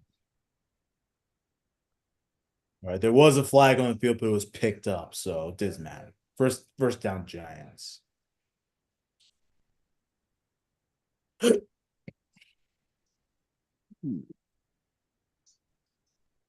Tomorrow we have the Jets and the Bills. My New York Jets. Um, this is must-win territory for the Jets. I mean, They have if, to. if they win, they're in first place. They win there in first place, but now the pressure's on Rodgers because we got the coach fired per his request, and I don't care what anyone says. Rodgers was the reason why Robert Saleh was fired. Now, of course, Robert Saleh was also a terrible coach and deserved to be fired. But this was Aaron Rodgers' call. This wasn't just a Woody Johnson call. This was Aaron Rodgers' call. So now the pressure's going to be on him because he got the coach fired. So if there's no wins or very minimal success, I'm telling you, I'm ready to move on, Batch. You know, I want to get rid of the OC. He lost his play calling duties, but you know what? They should just fire him now. But they I won't. mean, do you trade Rodgers mid-season? No. God no. Who's gonna want him? No. What you do is if the Jets stink it up for the rest of the year, you end the Rodgers experiment. You obviously get rid of all the coaches. End the Rodgers experiment, and it's time to start. And I said this earlier on Sunday Sideline. It's time to get Jordan Travis ready to go because he's the future of this franchise. You can pair him up with Tyrod Taylor or any veteran quarterback you want. I don't care who, but you end this Rodgers experiment. I'm done. I'm ready to move on. Another 4th-and-1 opportunity. Yeah. How about the Bengals? They can't stop the Giants. Hopefully this will be a scoring drive that results in 6 plus the extra point, right? You want 7 points? I mean, I want to see the Giants lose, but that's just me. Well, yeah, I have the Bengals winning, and so far that's not looking the greatest.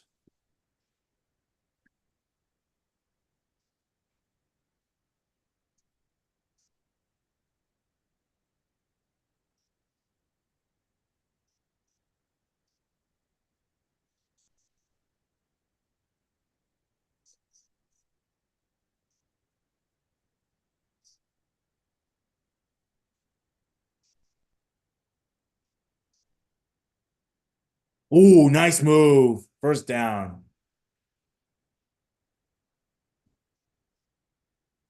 Yo, Tracy's is really been the king of this drive. The Bengals have no answer. They can't they can't stop him right now. Woo! Look at that move. Beautiful. The game can stop freezing on me. Ooh, Jones throwing. Does he got it? Nope. Oh no. Oh, it must have been held on pretty badly if he's hurt. Oh, nice floater.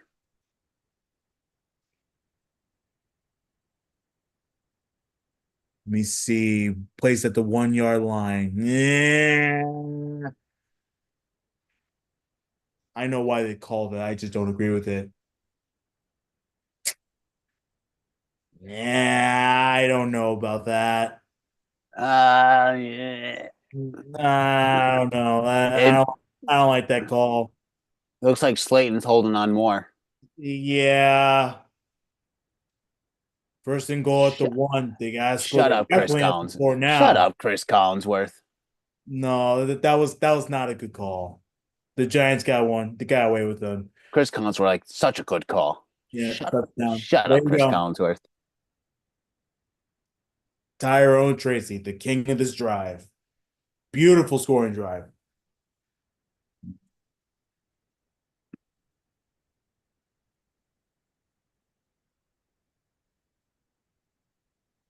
Other person I said that needed to get hot. Just saying.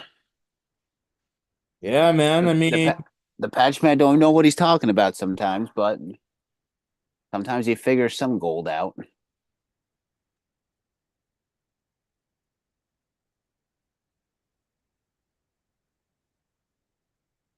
Once again, the Bengals are on the side note, the Bengals are just not a good football team. They have everything there. It's just they're not performing. It's like the Cowboys right now. The Cowboys have their defense is not that good. That's what it is. Their defense stinks. Um,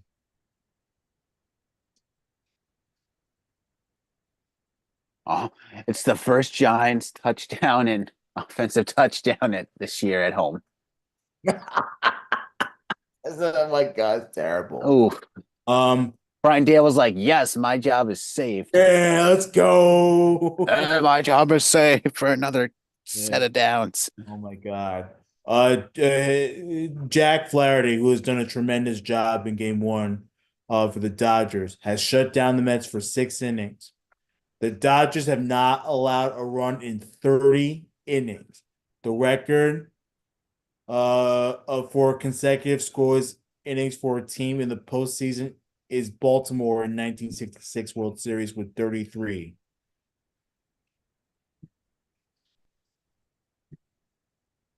I think it happens. I think the Mets don't score a run this game, and they're going to get shut out maybe through four. And I think tomorrow they get shut out through 4 innings and maybe get 2 or 3 base hits. Yeah, it looks bad. You know, looking at the Mets, like I say, tomorrow's I wouldn't say a do or die for the Mets if, obviously, if unless things really implode with the Dodgers and the Mets somehow find a way to come back and win this game,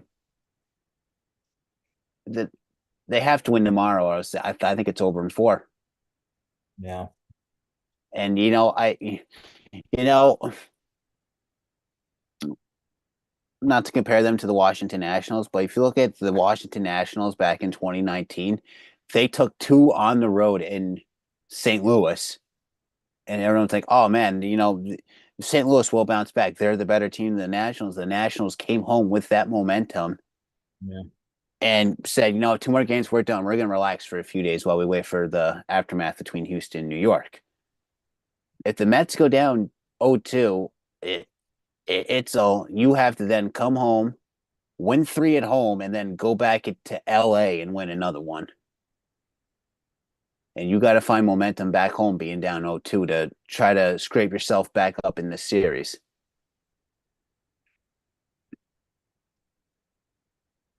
Like I say, I don't know if their downfall today was starting Senga. I would have maybe saved Senga for game 2. And But I think the bigger problem was the layoff. I think that the long layoff was it may not look, you know,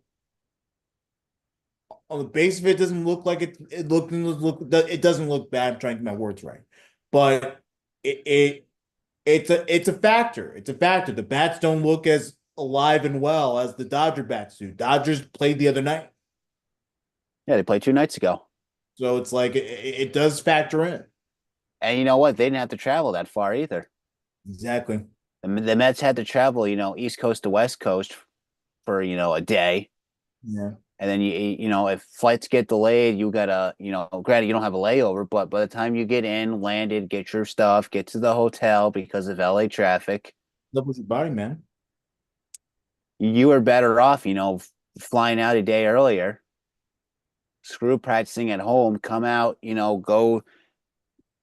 go somewhere and train. You could have maybe easily gone down to you could have easily used the Anaheim Stadium or something.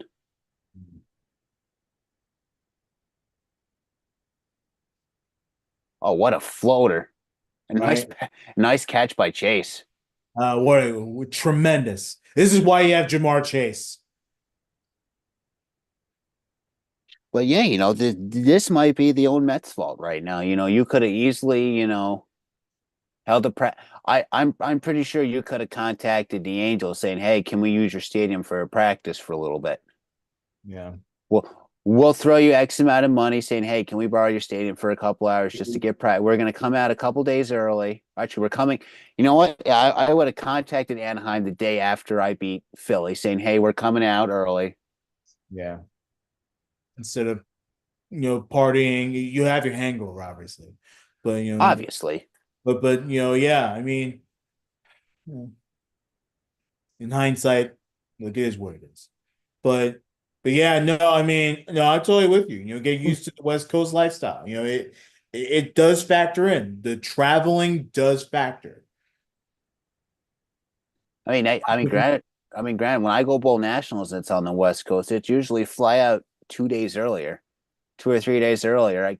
Granted, you make a vacation out of it. Granted, bowling to baseball is different, but at least fly out a couple days earlier to get the jet lag off me. Yeah. Now the Bengals are driving down. Let's see what happens. Yeah. Mm.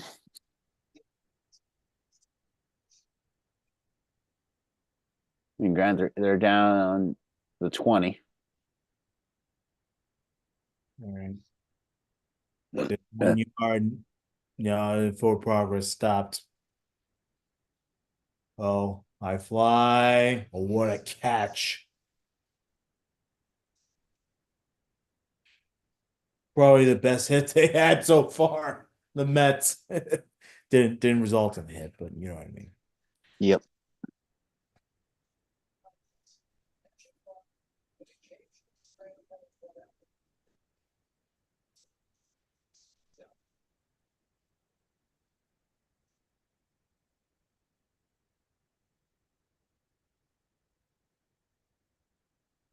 And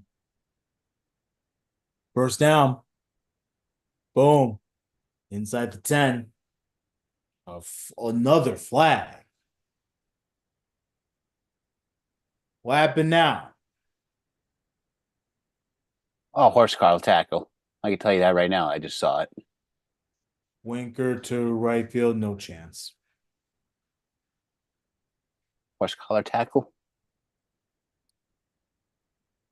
Yeah, Aha. no, no foul. They picked it up.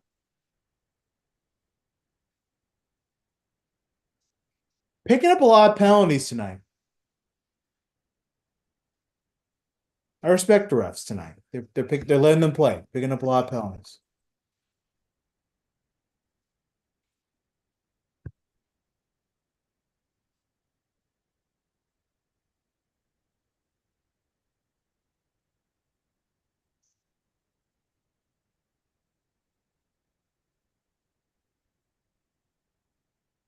Burrow, nope. Second goal.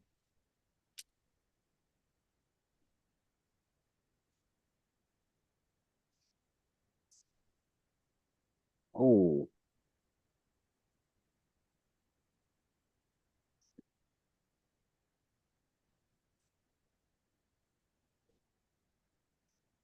7 scoreless for Jack Flaherty. Does Flaherty get the complete game shutout? Let's see. I don't know what the Dodgers want to do. There's no reason why you can't let him go at least 8. Yeah. By the way, one of those outs aided by a Kevin Kiermaier beauty at the wall.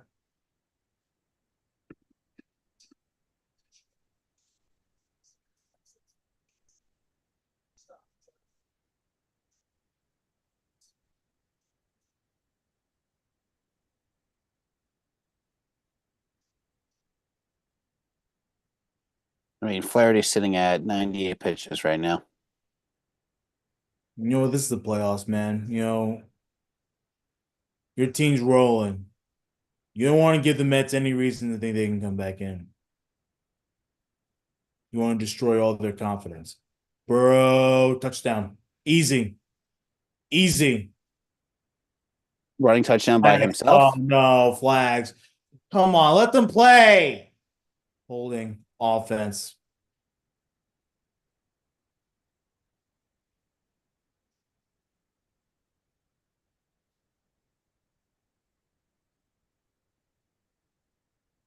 Let's see.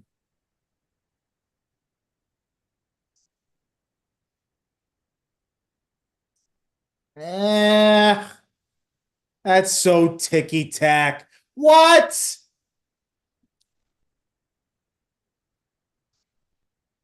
That's so ticky tack.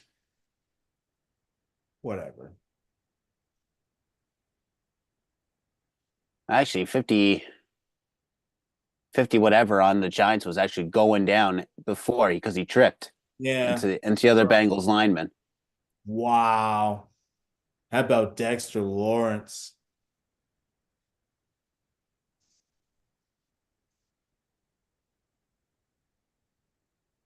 I didn't like that holding call. I didn't No, like that was a terrible holding call. I don't like that. Oh, sending the kicker. Giants fan wearing the Mets hat. Well, buddy, you shouldn't look at the Mets score right now.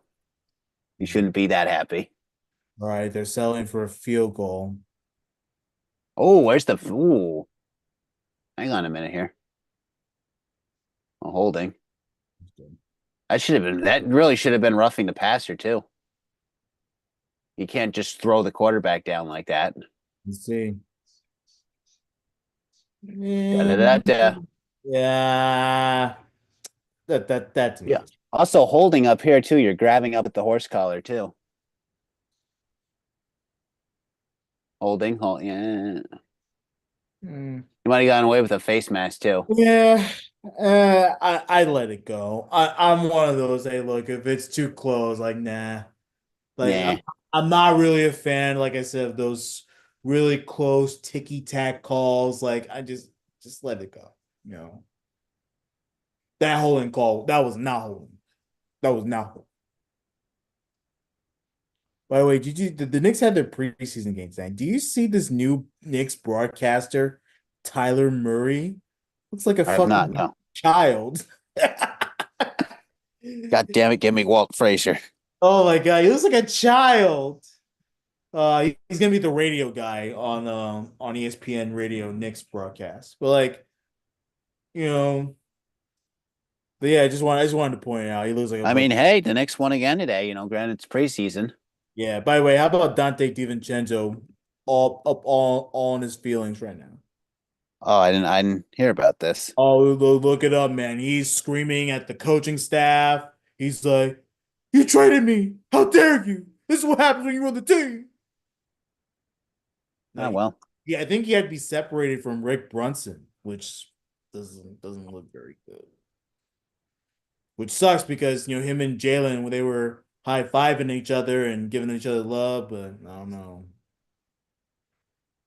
That's He, between that's player to player. That's not player to coach. yeah, yeah. I feel bad for Dante. I feel like he got the I short. do too. Look, I totally get it. Look, the Knicks made the right move. There's no doubt about it. But I feel bad because he wanted to be part of the team. He felt like he was a big time piece, and now instead of being on a team that he really believed in, he's with Minnesota, which You know, is good. Don't get me wrong, but like, Minnesota's a great team, but you know what you can do? You can play out this year and come back next year. I mean, Don't if the Knicks want to, I mean, if the Knicks want to, but you shouldn't bow. You kind of ruined your chances now, bad mouthing everybody yeah, because you're butthurt because you got traded. yeah. He denied that Mikal Bridges sort of ruining his chances of playing more was part of the reason why he was traded. Like he denied complaining about that. So, um, he was actually pretty excited about Bridges, and of course, how can you not? Former teammate one and two, Bridges is a great player. So, you know. I mean, the Knicks bench today, Payne had 12 points, McBride had 12 points, and Shaman had 13. Yeah. So hopefully the Knicks bench can, figure stuff out. Grant, we're looking at preseason basketball right now. The season hasn't started yet. And then Miles Bridges had 15, Anunoby had 19, Towns had 16, Brunson had 24, and Josh Hart had none. But also Josh Hart didn't shoot the basketball at all. He got 4 rebounds, 3 assists. Josh Hart is he score? Absolutely, but he's there for defensive purposes, getting rebounds, being that like strong Yeah. man. Yeah. Yeah. If he gets in the paint and on offense, when the Knicks have the basketball, ooh, wow. Let get the ball off Daniel. Yeah. No, that was terrific. I won the balls. I mean, DiVincenzo had 15. Anthony Edwards led the way with 31. And he's a fucking beast, Edwards. I love Ant. But yeah, don't sleep on that Minnesota team is really good. Yeah, Rudy Gobert.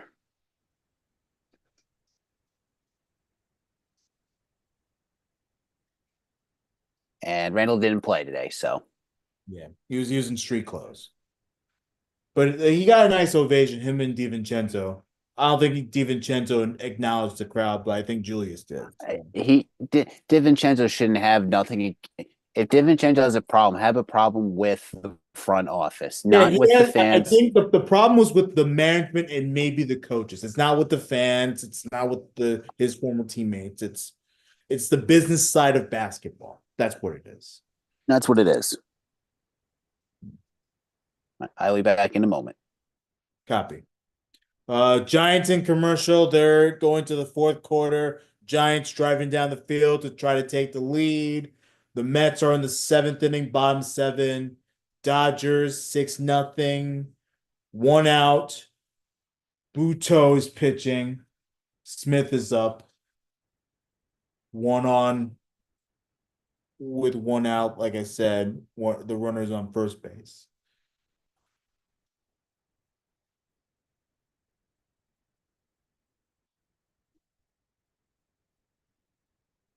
Man, can I have a Taco Bell in my fucking house? That'd be fucking fantastic. Hey.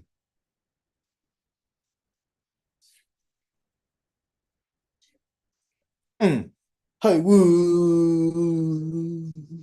All right, sorry. Swing. Yes. Tooted. Tooted.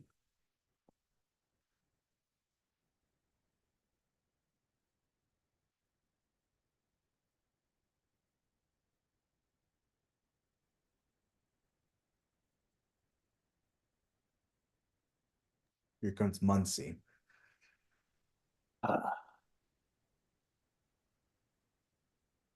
Nothing more refreshing than putting on a pair of sweatpants for the evening. Yeah, I have my rest day shorts on. All my rest day attire right now. Cold room, so I can just chill. Literally, Uh, literally chill. I took apart my AC unit today, Yeah. finally, See, but we're and starting but to get cold. We're starting to get cold this week in the Washington area. So it's going to be in the low 60s, and then at night it's getting into the mid 30s here in yeah, New we're York. we're we're, Oh, we're creeping like 40s and wake up temperatures. So mm, it's that time of year where you get to wear that's it's sweater weather. oh, love this kind of weather. Yeah. See, my combination until January, where it's like abysmal, 30 degrees, whatever, is you know, light shirt with a sweater on or hoodie, and then shorts. I like wearing shorts in like 60-degree weather. I don't mind it. Oh, if I can do that, I would love it. But for my work attire, Yeah, 99.9% of the time I'm in jeans, black shoes, non-slip, yeah. Well, black obviously, polo, yeah, black polo and black coat. Yeah, when I'm working, I too, um, at least during the weekday, I wear more like biz cash or polo shirt type of thing. And then when it comes to league night, I'm in bowling shirt with the bowling company I'm on staff with for bowling shirts. Yeah. Shout out to the people. Go to bowlify.com, use promo code Lang94 to save $5 on your order. Hey, Hey, that um, includes you too, Dan. Go ahead and use it.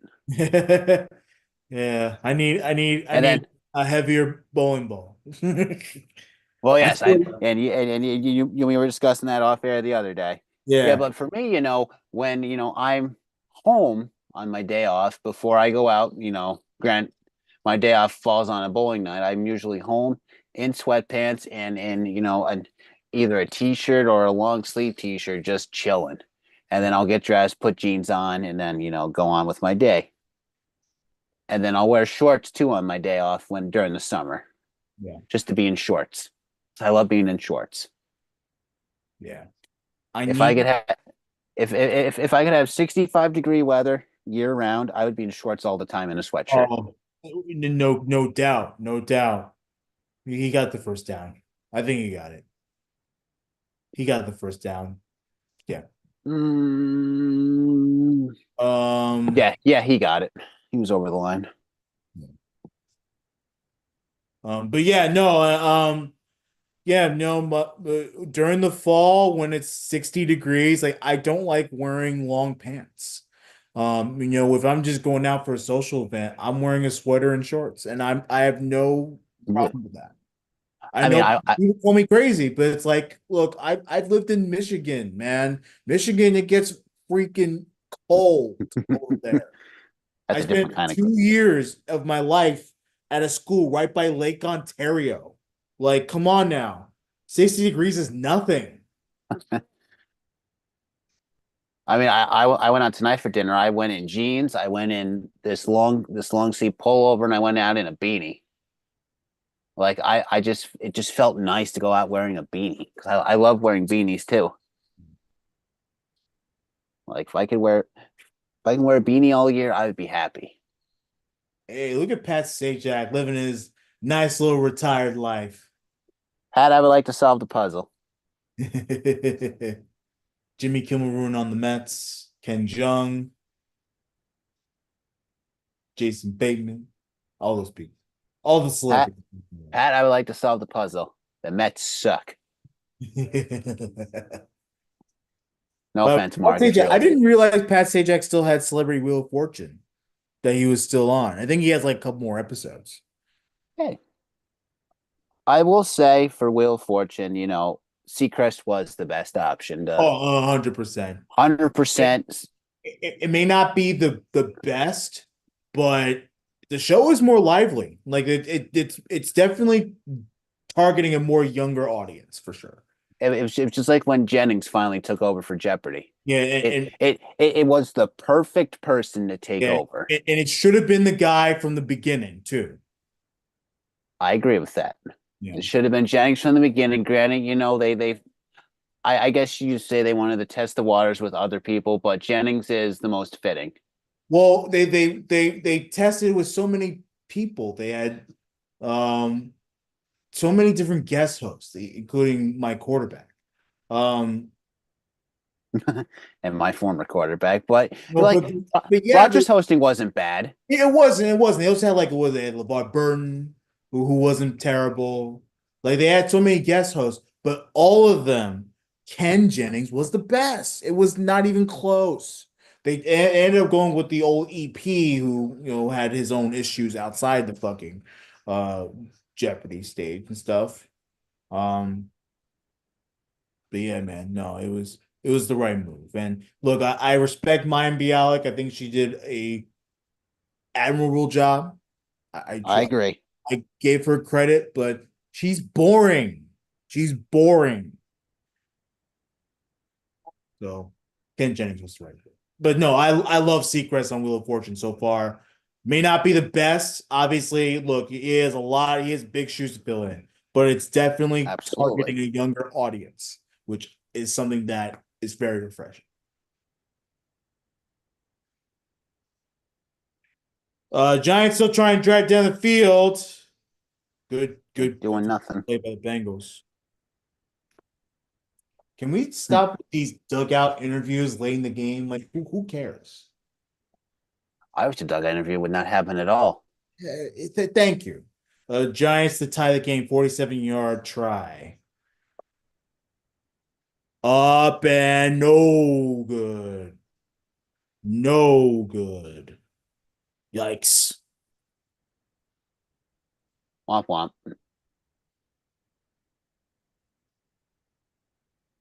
Oh, hooky hooky.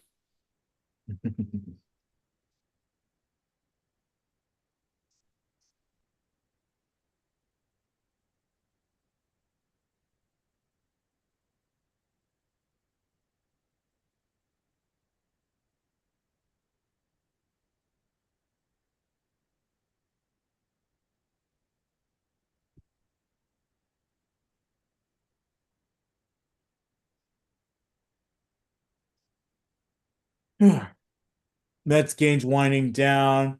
By the way, for those of you paying attention, they did take out Jack Flaherty after 7 innings. So good call Good for on. Flaherty. Good for him. He had a good game, and it's not messing up the rhythm at all. Mets are still swinging at dumb pitches, but that's not a dumb pitch. It's good piece of hitting by Alvarez.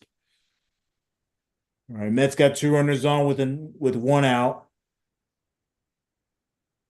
Iglesias at second, Alvarez at first. Hey, another good win by the Winnipeg Jets today. Mm-hmm.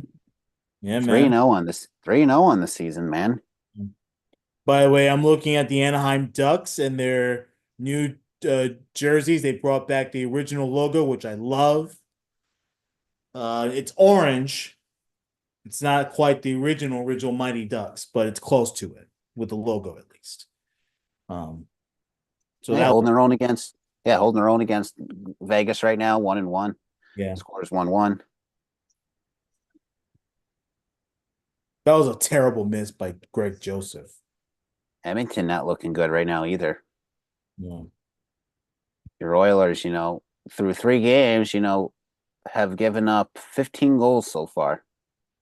Yikes. They got shut out by Winnipeg on Wednesday, 6-0. Lost to the Blackhawks on yesterday, 5-2, and right now they're losing 4-1 to the Flames. And they've only scored 3 goals on the season so far. Yeah. Rangers lost in overtime Saturday night. Bad loss. They had the by the way, shout out to Utah, the Utah Hockey Club, which is the working title, the working name of the new Utah franchise. They're 3-0. Yeah. The former Arizona Coyotes, Yeah. How about the Coyotes? I really had hope that they were gonna work it out in Arizona. Even after they decided to let the franchise go to Utah, I was really hoping that they would let it go, but they decided to fold the franchise in general. So, well, we've seen franchise come and go in the NHL. yeah, Maybe someday Arizona gets a hockey team back. yeah, maybe I don't know. The NHL. They're looking elsewhere. They're looking at Atlanta. They're looking at Houston. Atlanta had 2 chances to make a hockey team I know work, that and it's so bad, dude. third time will not be a charm unless you put them somewhere else in Georgia. Yeah. What do you think about Houston, though? Houston, yes. Put them in Houston and call them the Oilers. We can have 2 Oiler team names. Who cares? Dude, Who cares? two Oilers? 2 Oiler teams. Why not? I mean, we have a bunch of Tigers in college football, right? It would work. Yeah. It would work. Yeah. I don't care what they're called. But yeah, Houston can use a hockey team. You can. I mean, you can call them anything. You can call them the Houston Texans for all we care. We've seen many. We got Winnipeg Jets. We got New York Jets. I really don't care what they're called. Houston deserves a team. Honestly, I think you could put a hockey team in Brooklyn. It's tough. I mean, we It would tried it be. last time. It's just not gonna work, man. The obstructed views, it's just not a good fan experience. Um, It would be like I think. I mean, granted, I think you can't. I mean, you can't build another arena in Brooklyn, yeah, you would but have to reconfigure Barclays, and Barclays is already very small. I've been to Barkley. It's very small. It's incredibly small.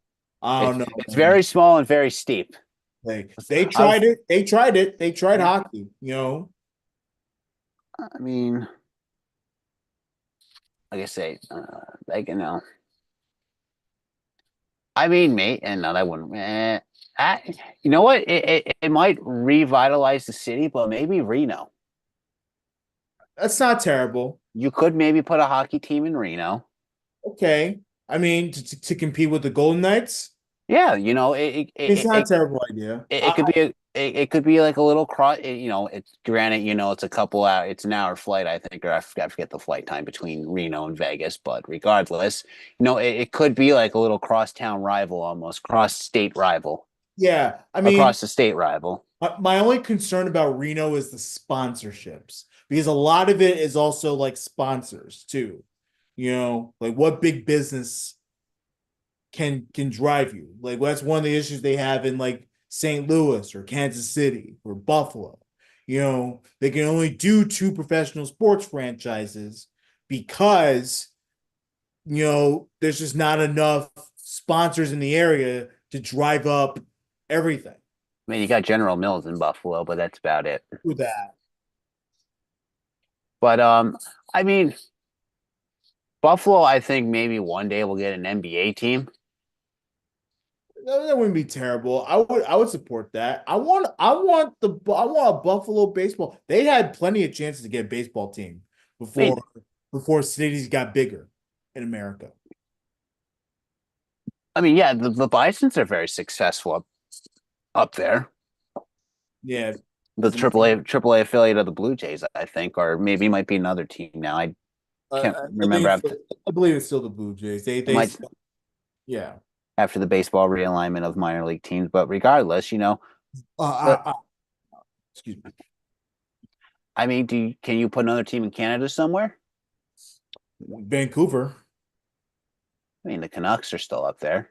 Um, they tried basketball in Vancouver and it didn't quite work out. I was talking hockey teams, but Oh, a rivalry. I mean, a city rivalry in Vancouver. I mean, I mean, it's weird, but you know, but I mean, if we're talking basketball, I think Vancouver could use one, Montreal could use one. yeah. See, if You could, anything, Montreal, because then for business reasons, it's perfect. You have a French Canadian TV deals, French Canadian sponsors, and then you have English sponsors too. yeah. So Like I say, you know, they've been talking for years. You know, MLB's been talking for years of relocating one team back to Montreal, and I think you send the Rays up there. yeah, but I mean it's too late now. The Rays they're staying in St. Petersburg. And do you send the Marlins? I don't know. I don't know if you send the Marlins, but I mean, that stadium. But my brother took us tour around that stadium. It's awful, according to him. also, you know, we look at the Rays now. Granted, they're going to be getting a little bit of a facelift in that stadium. Granted, you know, it took a natural disaster to do it, but Poor dome, yeah. port, yeah. Did you see the videos of people actually just grabbing the the roof dome part of it? Everyone was grabbing pieces of the dome. Yeah. By the way, I think Burrow's hurt.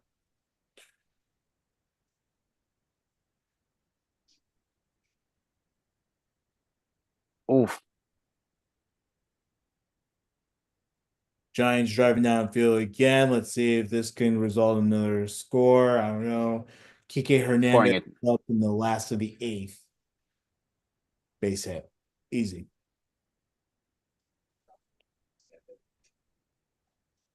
Someone in the Giants yelling, they can't cover me. Hey, we're talking about Jerry Slayton.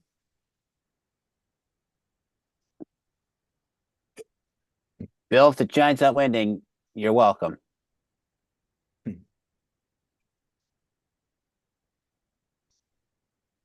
That'd be a sight to see Bill tomorrow. He's gonna have picture in picture going on. Oh, not mind. No, I wish the Yankees were playing tonight. That'd been funny to see picture in picture at Bill's house. There's Burrow out of it. Yeah, I have bowling tomorrow, So do I. that's the shame part about it. Otherwise, I would have because now there ABC added Monday Night Football games, so I can have it on an ABC, the local ABC station, along with Fox. the Yankee game on TBS, and then maybe the Met game. They're not going to be playing at that time, but Right. whatever. Well, does your ball now have TVs out there to watch? They do, but they only play ESPN, so it's like I'm just going to be watching the Jet game. Well, okay, you got the Jet game at least. Yeah. Better than nothing, my friend. And I mean,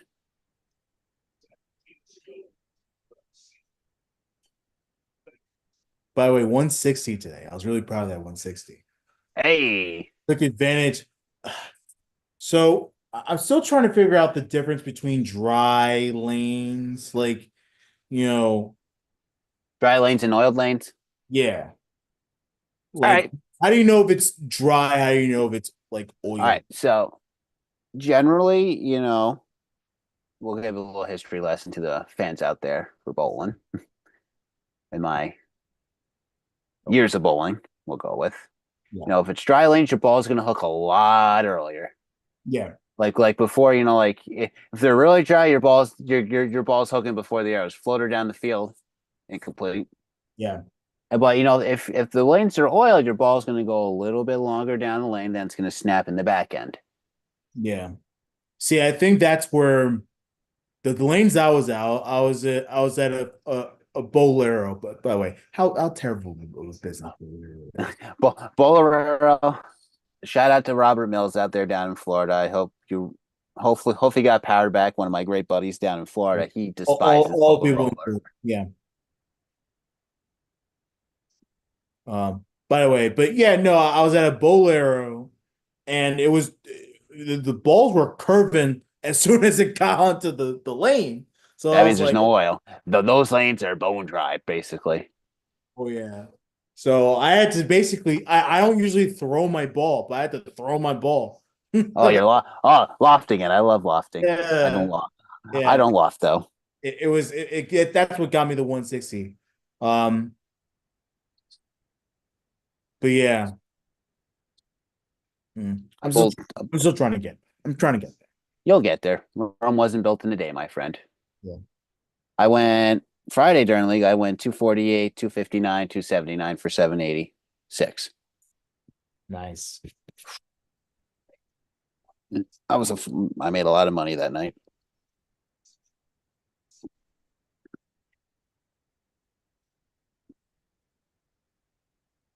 I left all single pin spares too, and I made them all. Yeah. I didn't leave any splits, didn't leave any multi pin spare opportunities. All single pins.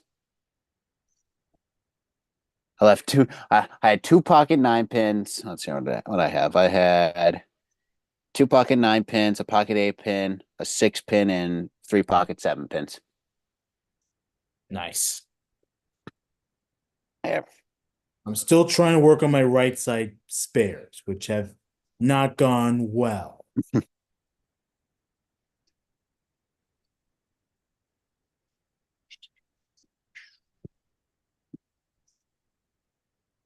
Okay, where is it?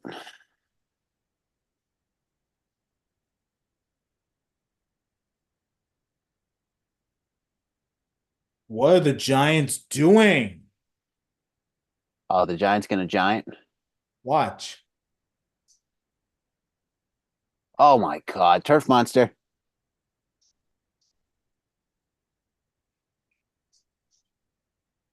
They're going for it.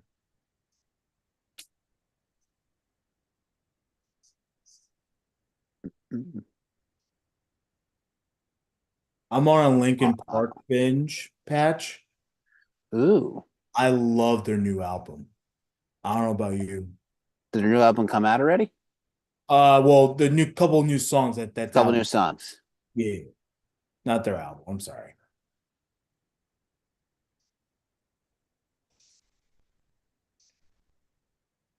What a stop by the Bengals.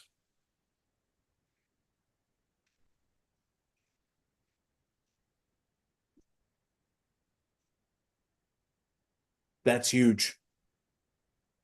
Huge.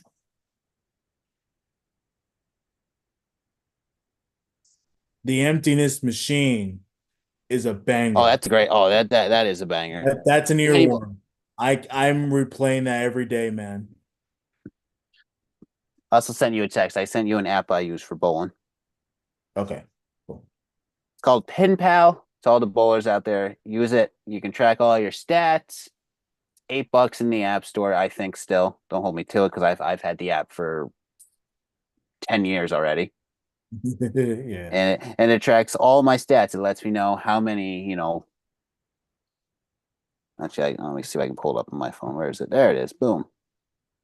So if I go to my statistics on my phone, I still got to put all the old stuff off my old phone on here. Keeps track of all my leagues, all my tournament plays. It tells me, my high game, all in order. Gives you the date you bowled it. Yeah. It's a fantastic app. It tells you all your spare Um, shooting completed percentage. So if I go to my spare shooting, I can know that I am 82% on my 7 pins for out of 2,657 pins I left. I made 200, maybe not 200, 2,181. that's cool. It's a fantastic app, Danny boy. Tells me my split conversions. I've only made 134 splits Yeah. out of 1,218. So that tells you how many splits I leave that much.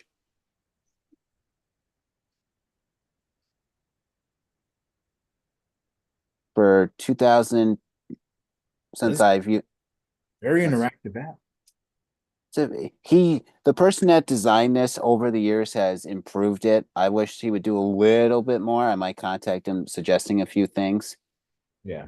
But it can tell me my overall average. So for 2024 games on my phone, I have an overall average of 224. I've knocked down 400, yeah, 453,376 pins.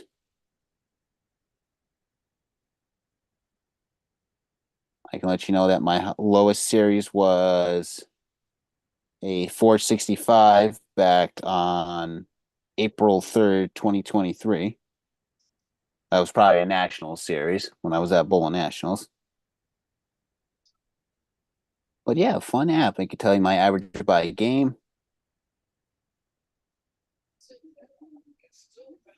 Tremendous. But yeah, that you can use that when you go to the league tomorrow, and that way you can start tracking your stats, and then that way I can help you from there too, also with coaching. True. And one of my teammates is a bowler and a coach, so he's been helping me too. And Fantastic. he's the one that's suggesting that I get a 14-pound reactive ball and then use my current ball as not necessarily like a plastic because it's a 12-pound ball. So it's like, you know,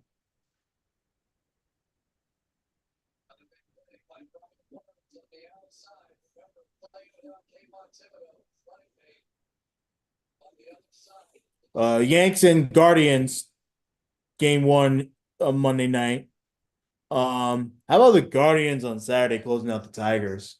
Lane Thomas, my boy Lane Thomas, LT our boy Lane Thomas. Dang it. Why? Why Nets? Why? Um, but in any case, no, he had that big time grand slam. That pretty much shut the door. After Oh yeah. that, there's no coming back. I know that they tried it. It just wasn't Tarek Skubal's day. What a catch! You'll see in a second. By the way, the Dodgers are pouring it on. They're making the Mets pay 9-0. Oof. Mookie Betts has got another big time hit. Double down the line. Hope Frank the Tank's okay. Yeah. A 3-run double.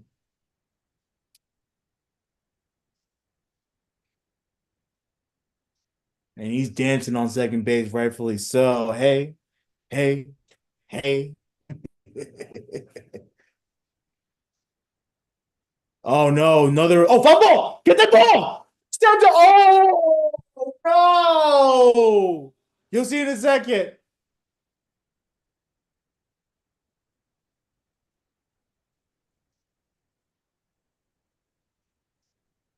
Oh, it's had it. Oh,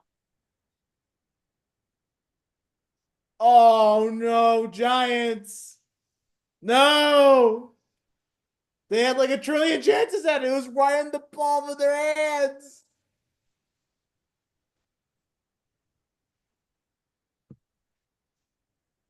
First down, Bengals. 2-minute warning. And that pretty much seals the game. Yeah, I don't know. I don't know.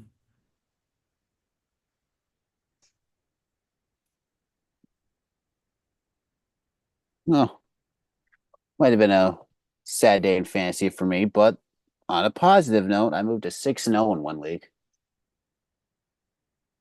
I'm cruising along in this one league I'm in. I haven't checked my fantasy today. I know Daniel Jones is having a terrible day on my fantasy. Oof.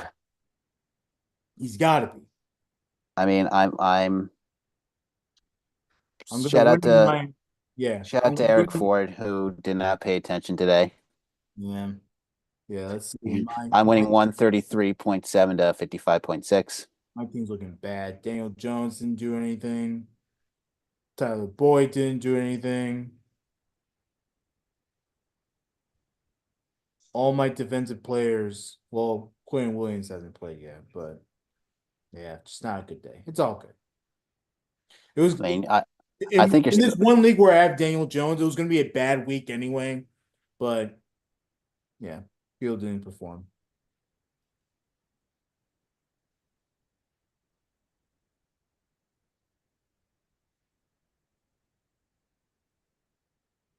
getting a much needed win in our network league after starting the season I haven't 1-4. really checked that. I haven't really checked that. I mean, in the Dynasty League with all our other friends, been a fun time. Yeah. Yeah.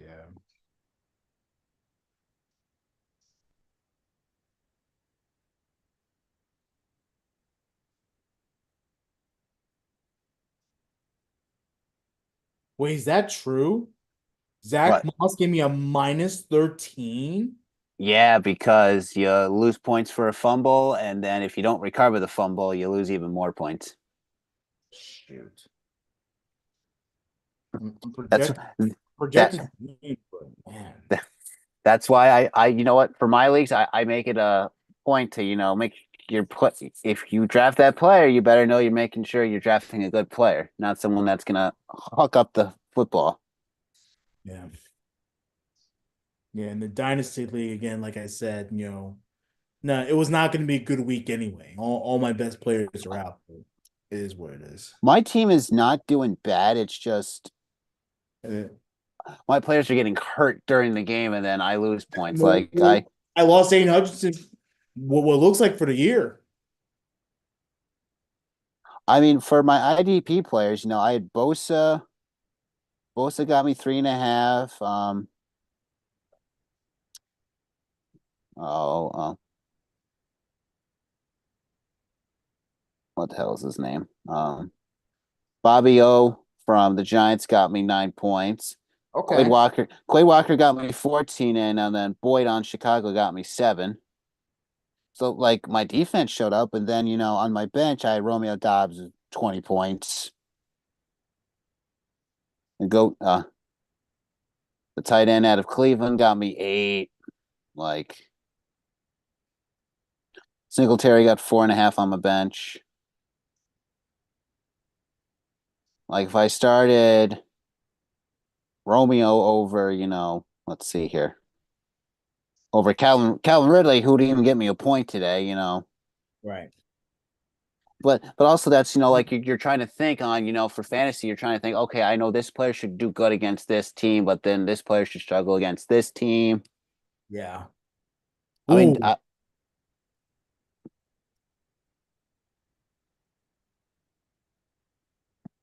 and put the nail in the coffin for the Giants tonight. that match. What great blocking. Bengals coming into the Meadowlands. I And mean, because I told people they were not going to go to 1-5. No way, Jose.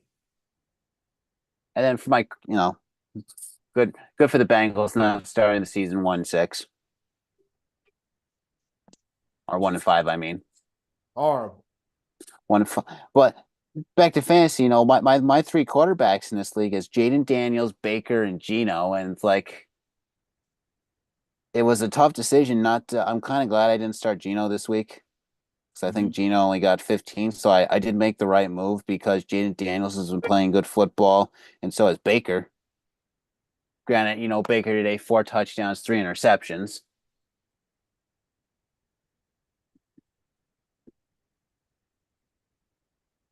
But like I won the quarterback battle in the league this week, but then everyone else decided not to show up. Yeah. I mean, Diggs got me 19 points, which is big.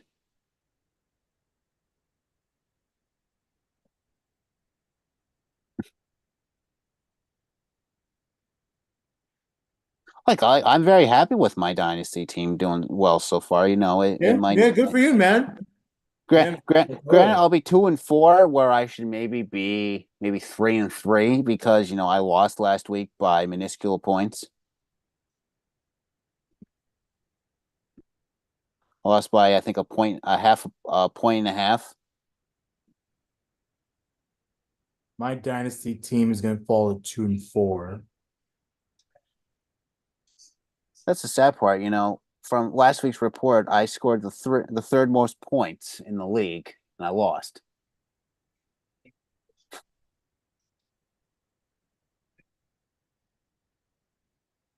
But that's In my other league, how about CJ Stroud? Let's go, baby.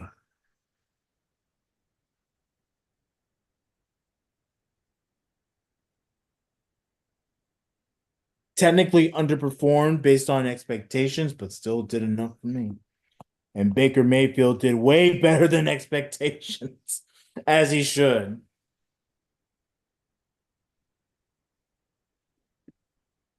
Oh, man. Yeah, tough day for fantasy. It's fine.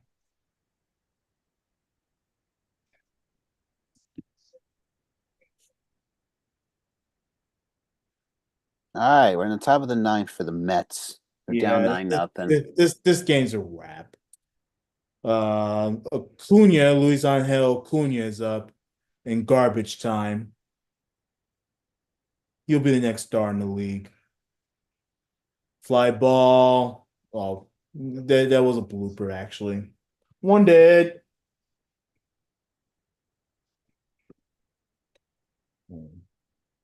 Tough one for the Giants. They'll remain last place in the NFC East.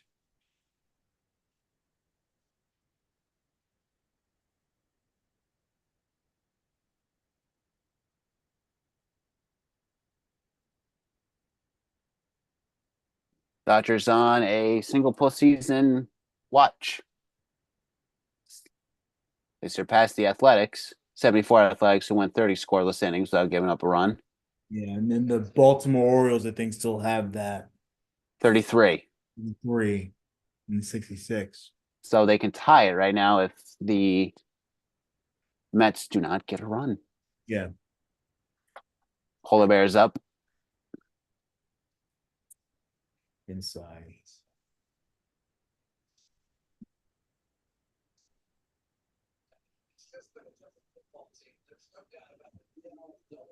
Hey, shout out to the Bengals defensively. I killed them for being a bad defensive team. And look, the Giants suck, but they came through defensively tonight. So when it mattered the most, there's a sack on Daniel Jones.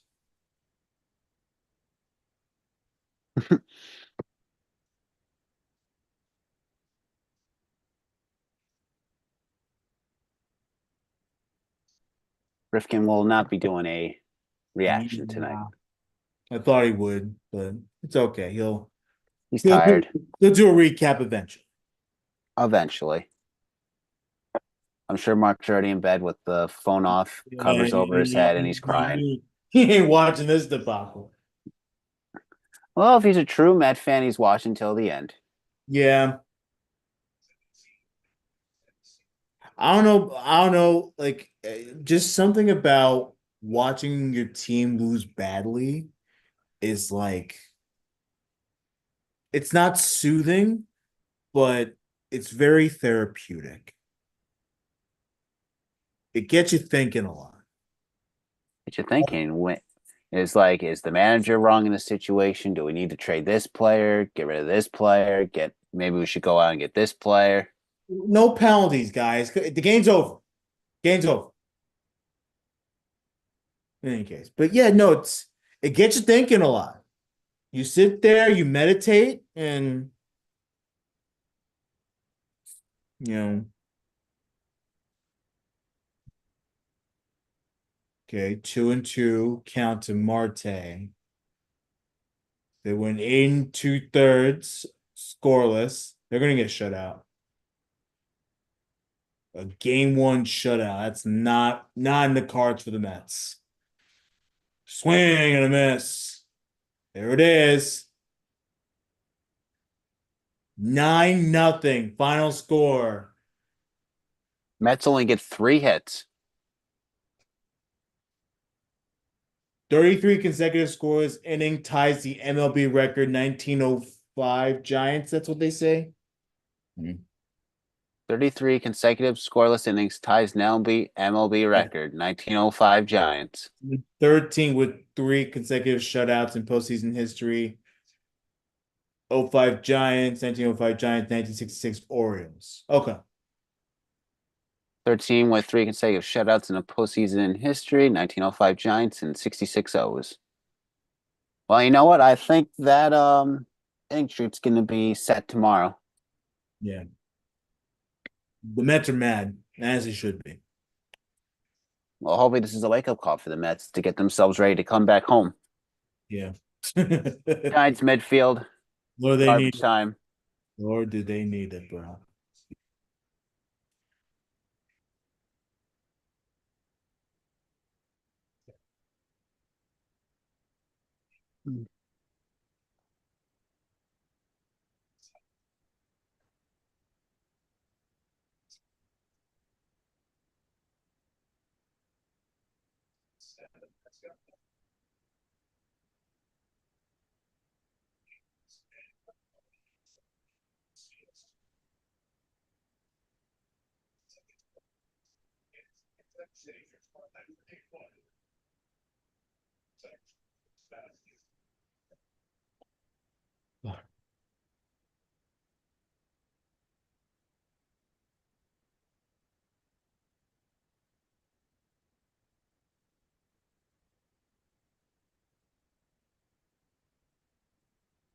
He's in bounds, and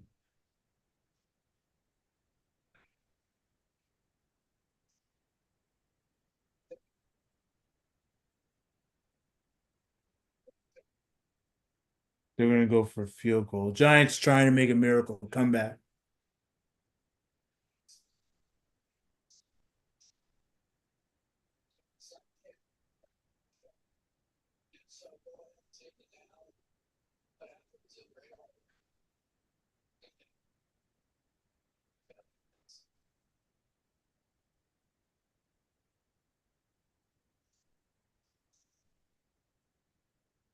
Greg Joseph missed it again.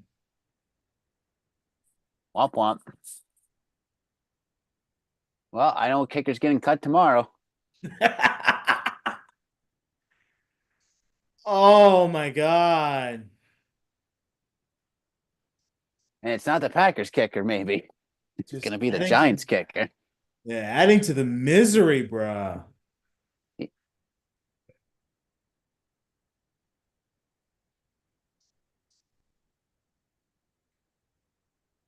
Ice is in. Next time.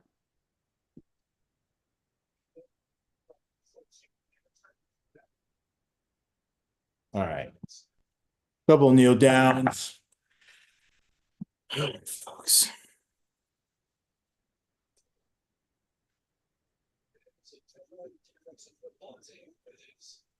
Not a good day for New York sports. Yeah. At least New York fans, the Cowboys lost. So you got that going for it. Yeah, totally. And the Knicks won a preseason game. So Yeah, there you go. Liberty 1-2. And then yeah, Liberty won. Series is tied 1-1. Liberty might be able to bring a title back to the Barclays Center. Yeah.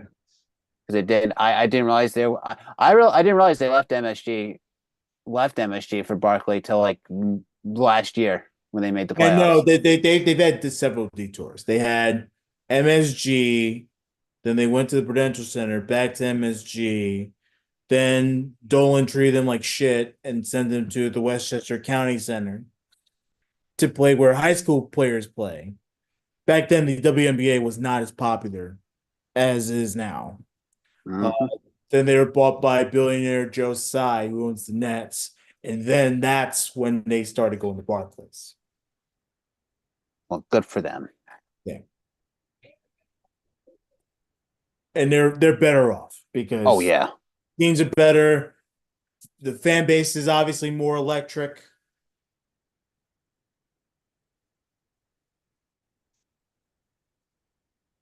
Here's a fun fact. The 9 runs that the Dodgers scored tonight, none of them were via home run. Yeah, no, all of it were singles. So you had questions about how the Dodgers could beat you. Well, they can beat you so many different ways.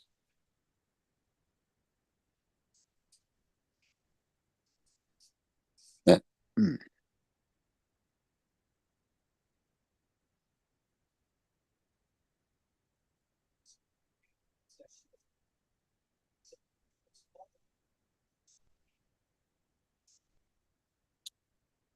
I'm gonna wrap up the stream, Patch. All right, my friend. If you liked what you see here, if you liked what you saw today, as I should say, please subscribe to our YouTube page. Just hit the buttons below us. Just hit that. Also hit that bell. You get notifications for when a new video is up, when we're live again. Comes straight to you in seconds.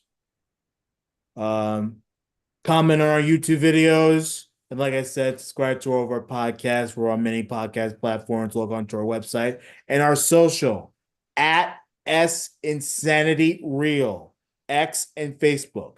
That's the only 2 platforms we're on right now. So please continue to follow us there. And I'm Danny Boy Reginald. I am Lawrence Patchman Lang, as the old saying goes that I used to say. Because I'm not on podcast right now because I'm decided to be in a bowling alley 4 nights a week. Say goodnight to your mama. Mama loves you. But I'll say goodnight to Papa. Papa loves you too. All right, folks, thank you for joining us. It was fun.